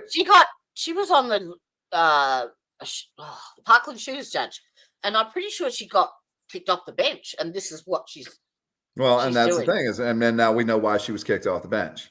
Yeah, you know, and I'm still hoping on that one for Judge Jones. We'll see about Morgan, but Judge Jones is either going to have to retire or man get kicked off the bench. I hope he does.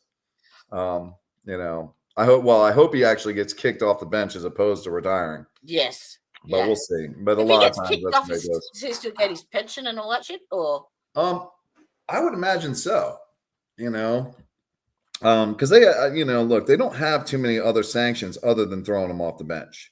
You know, I mean, there are, I guess, some sanctions they can put in, but there's not too many other than that. And, you know, at this point in his career, I mean, we got to remember Judge Jones been around since the 90s. Oh, there we go. Perfect. Yeah. For anyone who wants to watch it. I'll definitely check that out. Matter of fact, I'm gonna pull that up right now, man. If I can put it in another browser, just so that man, I can watch that later. Well, it's almost lunchtime, and I need something to watch for lunch anyway. Yeah, no.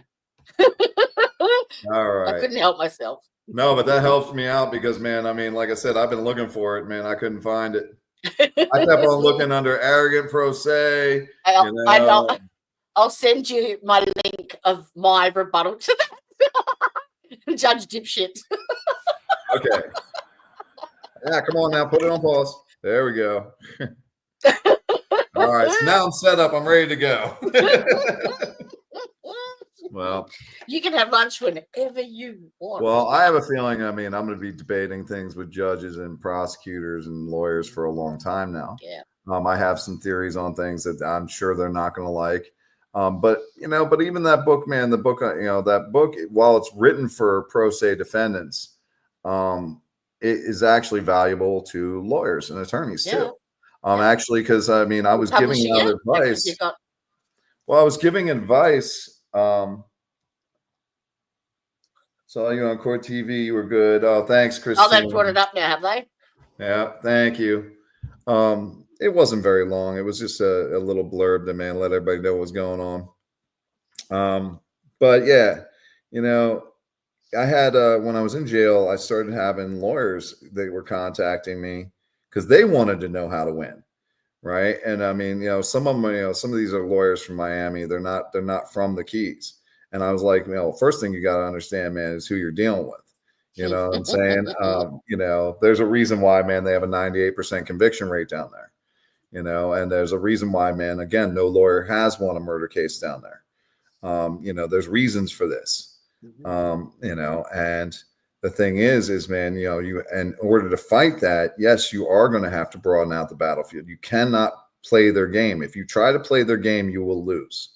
You know, that's basically it. If you let them direct, man, how this goes, you're going to lose.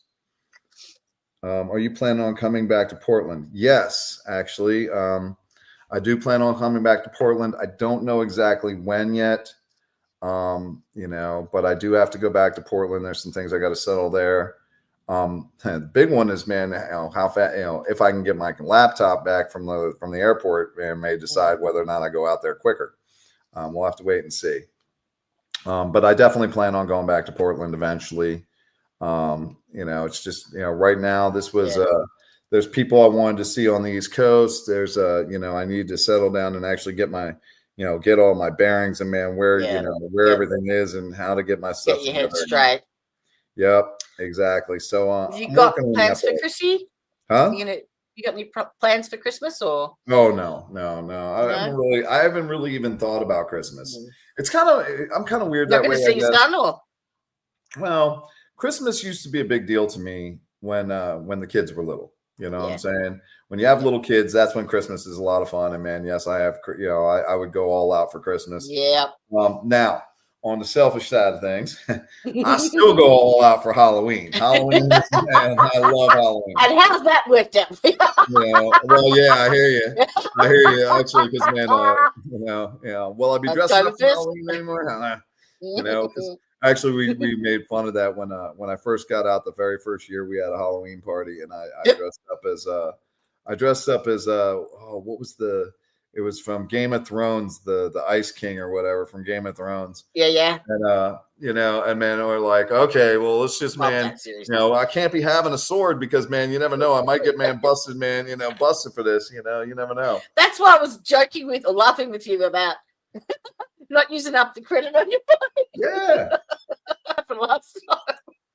Well, and I had a lot of things. Yeah. Oh, you're talking about what? And she says, I like it here as well. Welcome, Louise. Welcome. Okay. Do you know Louise? No, No, I don't think so. Welcome. Maybe though. You never know because people always have different usernames. These days, man, I mean, sometimes I'll be like, who the hell's that? And I'm like, oh, but I mean, yeah, the thing is like, especially nowadays, because man, oh my God, ever since I got my Facebook back, it's been flooded again. And, and it's like I sent messages ages ago and it just kept bouncing and back it's hard for me because it's like, man, I have this real, like, I try to actually answer everybody's questions and everybody's messages and stuff like that. And I try to do that, one-on-one because, man, again, I mean, these people, they took the time out to write me. They're trying to support me. I feel, it's just courteous to just at least say thank you in person. You know what I'm saying? But when you start getting so many, it gets hard, right? Because, man, I mean, you got to think after trial, I mean, it was like 100 new requests a day. And it was, I mean, just to even answer the requests, man, got to be. You need a social media manager. Right. I mean, and that's why I ended up doing the videos. Right. I ended up doing the videos because I just couldn't manhandle everybody individually. So I had to go over to talking to them as a group. And it was like, it just it's amazing though. And here's one of the good things lately. And not that I got too much negative crap after the trial. I really didn't get too many negative people. But now it's even less. I out of all the people who are wishing me well after the plea deal, how many people were wishing me well and, man, wanting good things for me. That's good. There was only one hater in the group. Always right. One. And that's what I said. Actually, that was my comment. There's always one. Give them a fucking colonoscopy with a broken chopstick. Yeah, well, because they the comment was, you got away with murder. And I was like, hey, man, my reply was, the evidence is where, motherfucker. Well, and I was like, look, I'm not even going to go into that with this person. It's like, look, there's always one, and no, I didn't, and I fully plan on proving my innocence, man, in civil court. So the thing is it's like, look, there's always going to be, and I knew this years ago. It doesn't matter. But you shouldn't have to prove you're innocent. You're supposed to be innocent until proven guilty, and they are supposed to prove that's true. But like we said, with the public, it definitely does not work that way. And the thing is here's the thing is, like, I knew from the very beginning, there's certain crimes that do not wash off of you once you've been accused. If you've been accused of murder, then yes, there are always going to be people who think you did it. It's just the way it is. It's not something, man, there's always going to be, no matter how much evidence we show, no matter how much evidence says I didn't do it, there's always going to be that person in the crowd going, look at his eyes. That guy did it. He did it. Straight to the dipshit. There's always going to be those people. And look, there's nothing I can do about that. Yeah. You know what I'm saying? They're just going to do what they do. It's like, what do they say? The old saying, haters going to hate, whatever. Haters be haters. Right. Haters exactly. Be haters. Yep, and that's exactly what they're going to do. So that look, there's always going to be those people.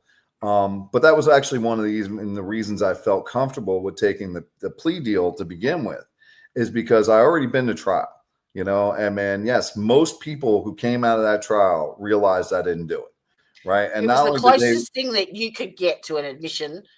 Right. That they fucked up.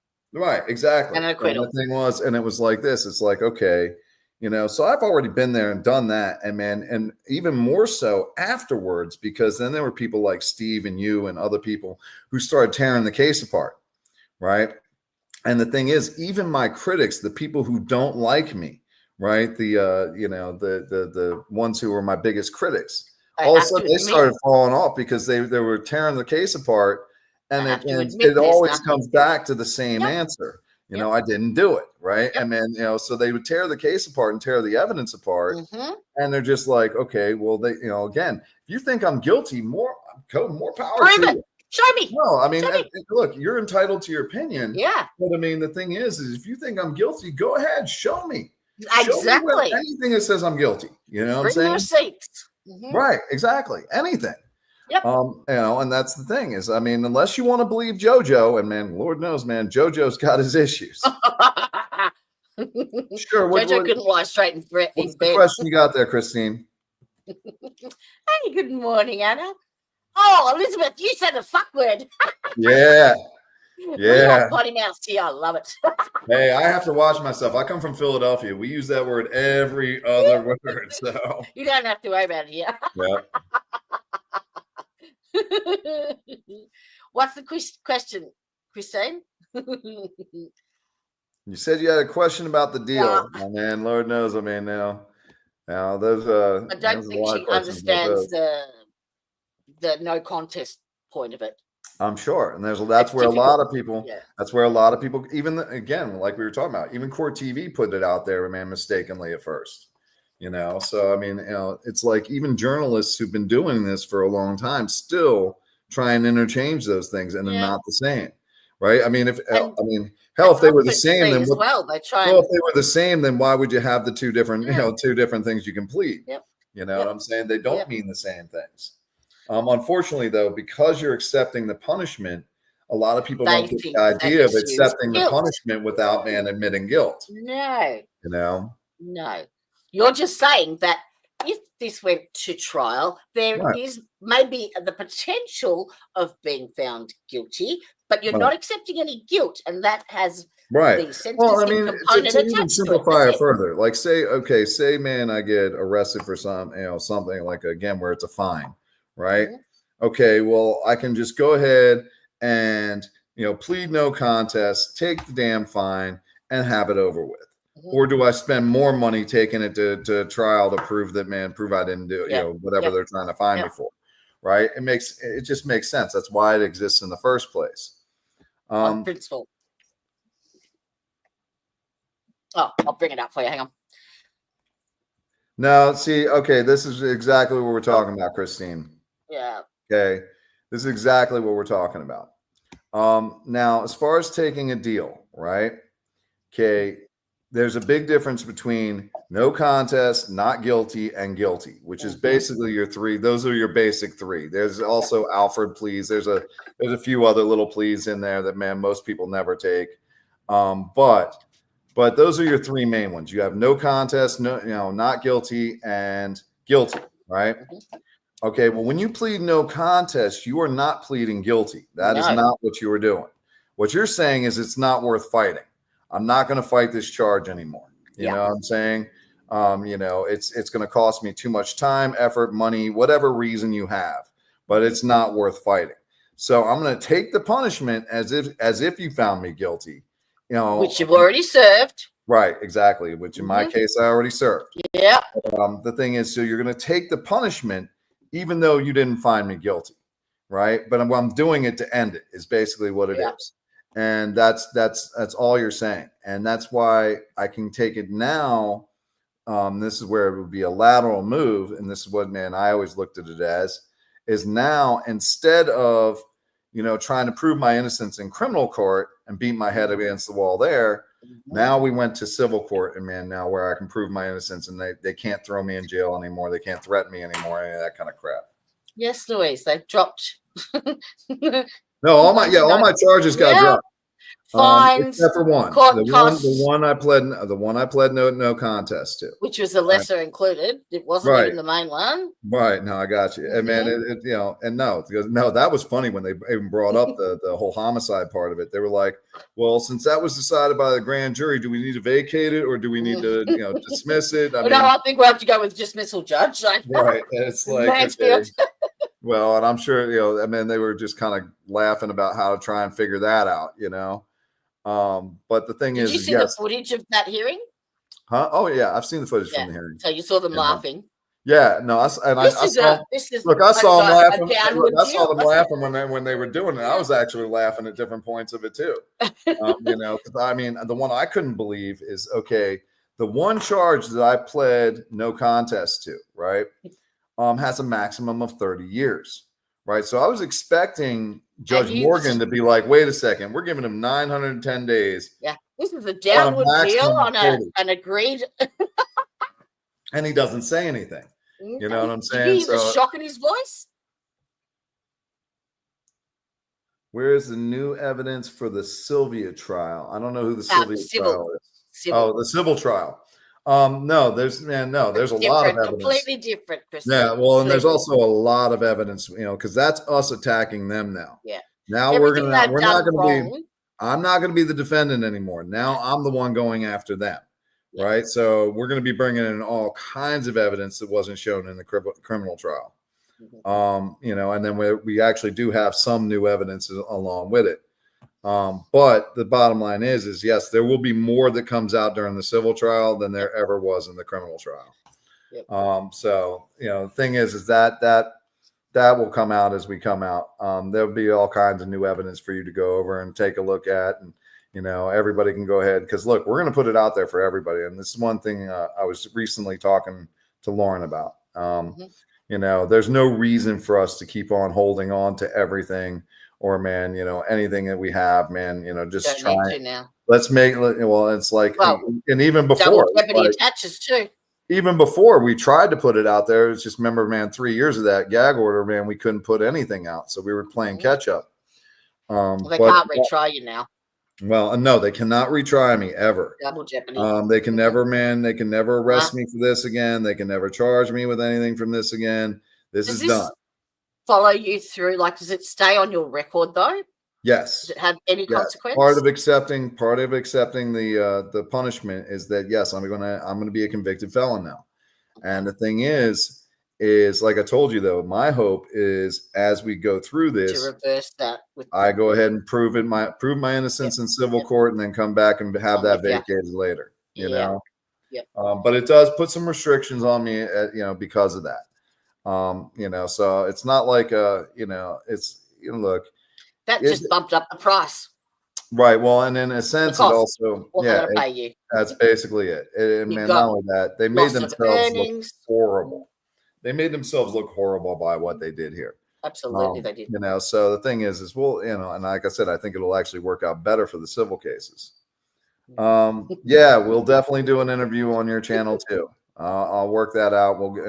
I'm actually borrowing my brother's computer, so the thing is we'll have to go ahead and we'll set that up and see if I can find a time where I can borrow his computer again. Because that's what I'm doing all the interviews on right now. As a matter of fact, I'm coming to you from his office in the he's the CEO, the presidential suite. He's the CEO of the Dorchester United Soccer Club. I want to make sure we get that in there. Well, it could be worse. So I'm coming to you from the headquarters. You can see all the trophies up there. He's done all right with his soccer club. He's a good coach. He's got a good club. But that's what he does. That's what he does. Is he older or younger than you? Oh, he's a little bit younger. But we're not related. Look, we're not related by blood anyway. He's just been, again, he's every bit family to me, man, for a king that anybody by blood would be. Probably more so than most of my family. Yep, I hear ya. But yeah, so we're definitely, man, it's we'll work on that. I'm gonna be working on doing more interviews with other people. And then there's the other one. I can't wait to hear David's podcast series. That's the one I can't wait for right now. That's the one you've been working on, yeah? Well, I haven't been working on. David has. He's done a lot of interviews with me over the last year because, man, I met him just shortly before trial, and he covered the whole trial. He covered a lot of different things, but he has interviews with people that I've never heard. Tons of them. Oh, You know what I'm saying? That I've never heard with people, including with the case. Oh yeah, exactly, and including the last one was he did the last interview with Paula, and I haven't heard that. He also interviewed people from that jail. after the trial? No, that was during the trial. He actually did it during the trial. So he was the last one to actually do an interview with Paula, and I haven't heard it yet. Want to get a copy of that? Oh, I definitely want to hear it. You know, so it's going to be interesting when his podcast comes out because he dug into my background and went and found friends and family to talk to. He even talked to other. Have you got a link to him or anything that? No, not yet. Well, they haven't put it out yet. They haven't released it yet. So this is actually like a big production kind of thing. And they're going to be putting it out and putting this series out. And I don't know the direction of everything with it yet. Do you have to approve it or? No. The only thing I'd have to do is what I just did is, he sent me a letter, saying that asking that I not go ahead and sell the rights to the story or anything like that to anybody else at this point.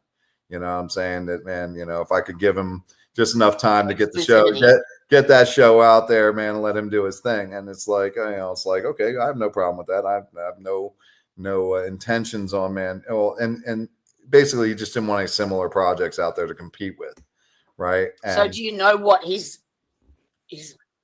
putting out there? If he's gonna? No, I have no idea. Other than, man, he's got. I know from our conversations, kind of, man, what his ideas are. But what he's going to end up putting out there. He's not going to turn around and say, "You're guilty," though.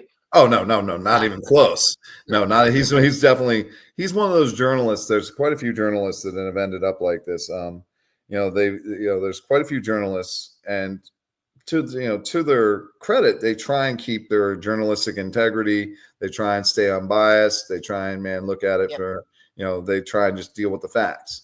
Yep. But almost, not all of them, but, man, inevitably quite a few of them, especially the longer they deal with the case, have ended up shifting into supporters. You know what I'm saying? And it's just, they try to maintain that journalistic integrity, but it's hard when, man, you're seeing, like I had one of them, man, he contacted me after the trial, and this is a guy who wrote quite a few articles. And he was like, look, I've always tried to maintain my journalistic integrity, but between you and me, I couldn't have convicted you, and it's like, so this is a guy who, again, we didn't really have that type of relationship before, but David, man, he's maintained his journalistic integrity, but it's been difficult for him. It really has. He's man, sat here and he's watched, man, me go through quite a few things. He would, we do interviews over visitation while I was in jail. Like I said, he interviewed other prisoners that were in there. He interviewed Todd O'Quinn, who was in there. Really? Yeah, he's gone out and made sure he's done his homework. And he's gone ahead and gotten all kinds. I tried to get my hands on Todd's phone conversations. Yeah. No way could I get them. None of them. Oh, see, now that, I could get those all day. But, man, I tried and tried. And the thing is, Jody, those aren't going to be under a 119 request. You can't get those through public information. You're going to have to get those through the custodian of records or something. Right. You can't get it. You can't get it from them. You're not going to get it from them. No. Right. What you have to do. Me around and around. Right. You're going to need a subpoena to get those. You have to have a subpoena to get those. And, man, that's. Actually, I had, man, and I think you have to be part of the case for that. And you don't have to necessarily be part of the case, but you have to have, a lawyer who's going to write a subpoena for it.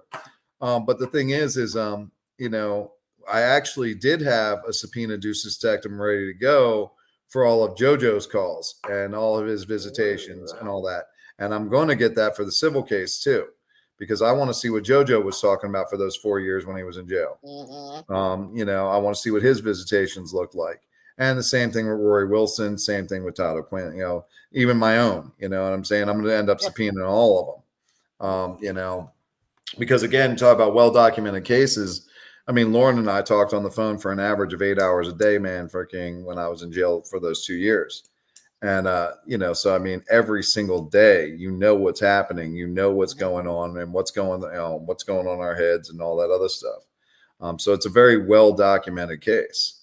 And, you know, it's going to make it a lot easier for these civil suits because, boy, we've got documentation coming out our rear end, you know, so should make it a lot easier. Record it all you like. Yep, exactly. So you're going to start up a new YouTube channel, is that? Yeah, there's going to be a new YouTube what direction channel. Is that going to go? And that one, you know, again, it's going to be dealing a lot with the pro se thing. Like, again, I'm a big supporter of the idea of people going pro se now. It's much more an educational. Well, I mean, no, actually, part of it's going to be kind of like you guys, man. I'm actually even going to go as far as taking pro se defendants and putting up their case, putting them up on there, man. You know, just giving my 2 cents on that. Yep. Or the other one, man, which is this is the part that they're not going to like as far as the lawyers go. Is putting up cases where you know how they love to trash pro se defendants when they put them up on show them at trial. Yes, yep. Well, we're going to do the same. We're going to do the same thing, and we're going to show shitty lawyers, man, and the reason why, man, people need to go pro se. Put their case up there and be like, okay, you know, how much shittier of a lawyer do you have to be before, man, you go pro se? You know what I'm saying? Because I can do better than this guy, or man, the average person could do better than this guy. You know, so we'll have to wait and see. Where's that bloody the skit I did for this dumb?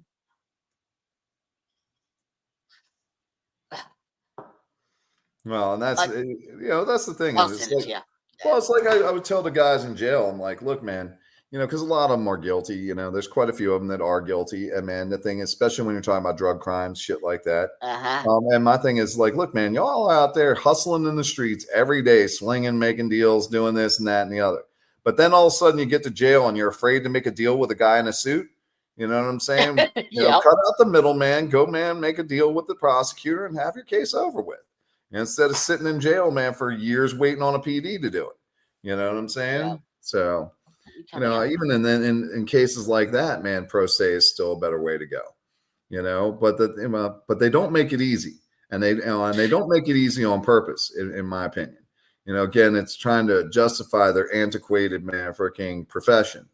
Because these days, I mean, if you're going to go pro se, if you're on the outside, if you're not locked up, well, then you got AI to answer any questions you need to, that you need answered. Yeah. I mean, AI was helping me write my motions when I was on the outside. So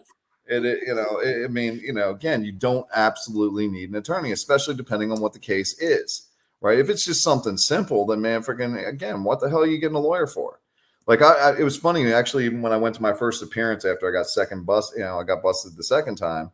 I go for my first appearance and all these guys are waiving the hearing, waiting on a lawyer. So now you're waiving your first appearance so that you can have a lawyer be present, which means it's going to take 2 weeks, man, for that lawyer to come in and do the same exact thing that that you could have done yourself, right? Sit there and listen to what your charges are, argue if you want, man, argue for ROR. And man, other than that, man, that's that. It just becomes second nature to them. But now you got to wait 2 more weeks for that because you wanted to get a lawyer to do that for you. It doesn't make any sense. So we'll have to wait and see. Have a look at this. Oh shit! Oh, Judge dipshit. Judge, she looks like a dipshit. I will say that. Oh, it's the wrong one. No, that one makes her look like a porn star. This was the competition I put up to caption the pictures. Oh yeah, it's the wrong video. God damn it! Oh, I can't wait! I can't wait to see that one. Anyway, though, I do actually got to get going. I just realized we've been on for about 2.5 hours. Oh shit! It's probably getting about your bedtime soon. Oh, it's 4 a.m. Yeah. Yeah. See. All right, so let's go ahead and cut this one down. And it's look, I'm sure we'll talk again too. Yeah. And when you know where I am. Oh yeah, well, and like I said, look, I have plenty of projects I'm gonna be working on. I know I'll be talking to you and Steve, and I got to talk to AJ. I haven't talked to her in a while, or Gabby, or any of those people. So man, I got to again, there's still a lot of people. Look, if I've missed you on my list, Crime Circus. Please don't get Crime Circus. Same thing. Yeah. If again, if I missed you on my You list, type in Franklin Tucker or Tyrone Tucker on YouTube, and there's 3 people. Well, and if I somehow I haven't gotten to you and talked to you or something like that, man, please don't think I'm ignoring you or that, man, I've forgotten about you. It's just, man, it's been quite a bit since I got out, so, and we'll get, man, and look, again, we'll get it all straightened out as we go along. Yeah. Will you have yourself an amazing Christmas as a free man? Yep, you too. I mean, not as a free man, but as a free woman. But you never know. You have a good holiday too, and man, again, I'm sure we'll be talking again sometime soon here. Yeah, absolutely. Look after yourself, darling, and enjoy your freedom. All right, I'll talk to you later. All right, thanks, Ty. All right, bye. Bye. Well, there you go, ladies and gents. I haven't even had a chance to look at chat. I apologize. Haven't said hello to everybody. But I thought we would go out with a bang, seeing as I won't be back until probably 27th or 28th after Chrissy. So I put I put the link to the Court TV interview that Ty did this morning in chat. Let me see if I can scroll up and find it. There it is there. I'll put that on the screen. So that's the Court TV one. And the other one, what was that? That was the Judge dipshit one. Not my one, but the Court TV version. Well, I must say he is looking a lot better. He's got a bit of colour to his cheeks. He's looking quite well, so I'm pleased. That's good. And he seems to be in great spirits, which is more power to him.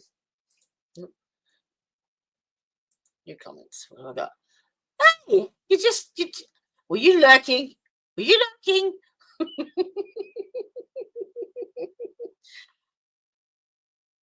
Yeah, you too, sweetheart. Oh, I undid it. It was good. It was funny. I think you get sick of answering the same questions pro rata, like. So yeah, well, I actually wrote a couple of things. My first question, I shit you not, was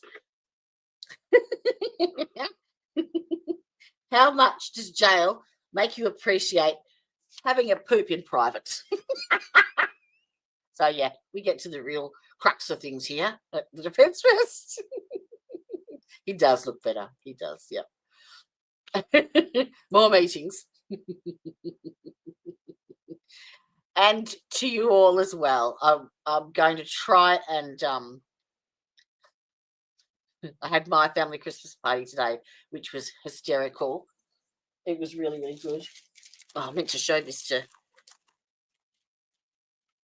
Here is a Christmas card that you can. Oh, sorry, it's a birthday card. Yeah, that way.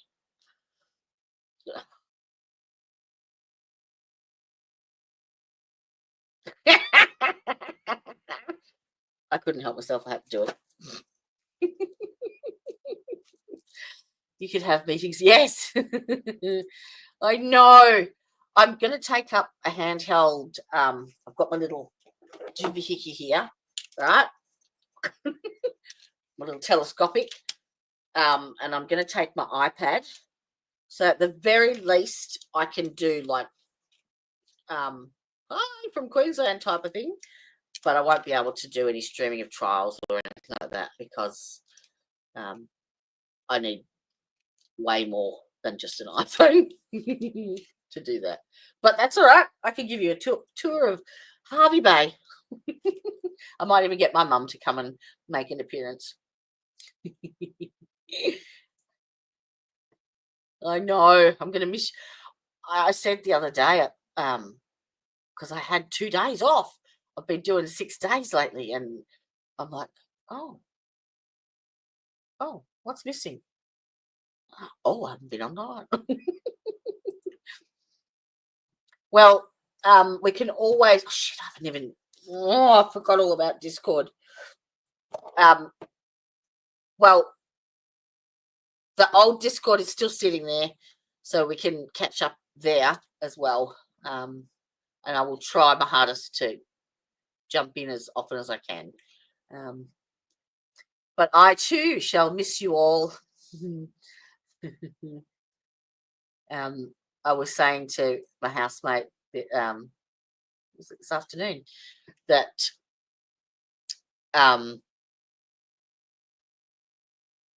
the old saying is you can choose your friends, but you can't choose your family. And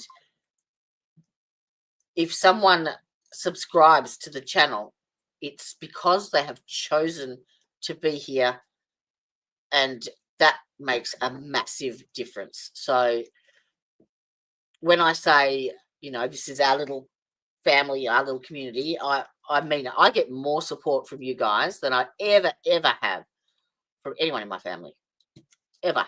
So kudos to you. Thank you. You give me way more.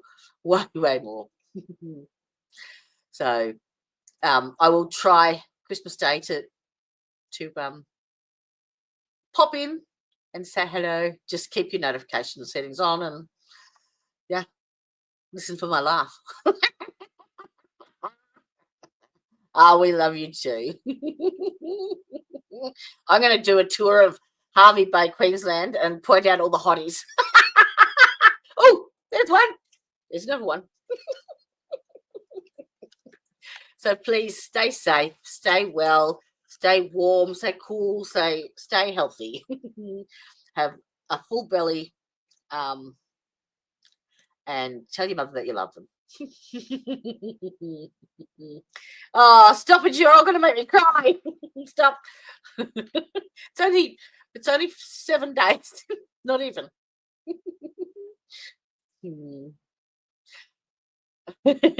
Are you single? Have you not got your girl? Oh no, don't tell me that. Oh, I meant like, what?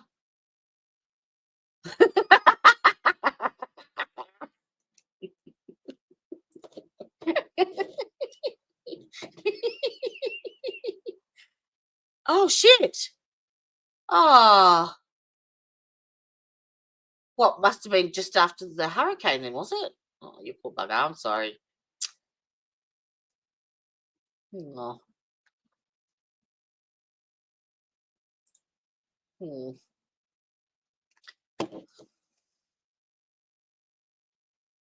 There is someone very, very special out there for you, Udhef, who deserves you. Yes, I know. Yeah. Although it'd be nice to, I suppose I've got at least 2 fairy men in my bed every night. Oh dear. But both of them want me to scratch their bellies and feed them. I suppose there's not really much difference.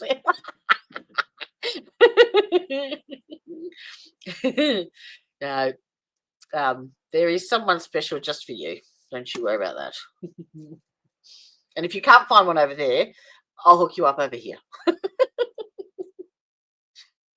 Oh, bugger, my daughters are taken. Oh, sorry about that. All right, my darlings. I am going to... we do.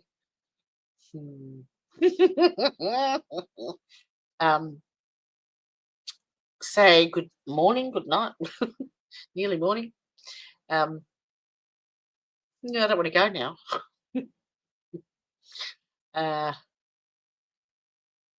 So I will try and put up on the community page like my plan of attack for coming back. I'm working on a ripper of a podcast. But the next podcast will be the 4th of Jan. And a super, super interesting topic, which with a special guest. I'm just waiting for him to give me his final consent. So, and my heart goes out to Jeff's family from Legal Vices. Massive, massive loss for the LordTube community, and that void can never be filled. A pillar has been removed. Just tragic, just tragic. So, yeah. Not good. All right. I'm going to make like a duck and get the flock out of here. Again, Merry Christmas. Love you all. Mwah. Love you, love you, love you lots. And I shall see you once Santa's been. No, before then. Bye. Love you all. Bye. Justice served in an honest fight. True crime tales till the verdict's right. Solving more than just trivial quests, where sentences rule at the defense rests.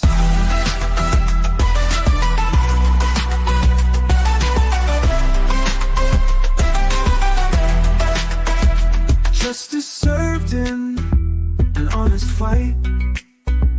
True crime tales till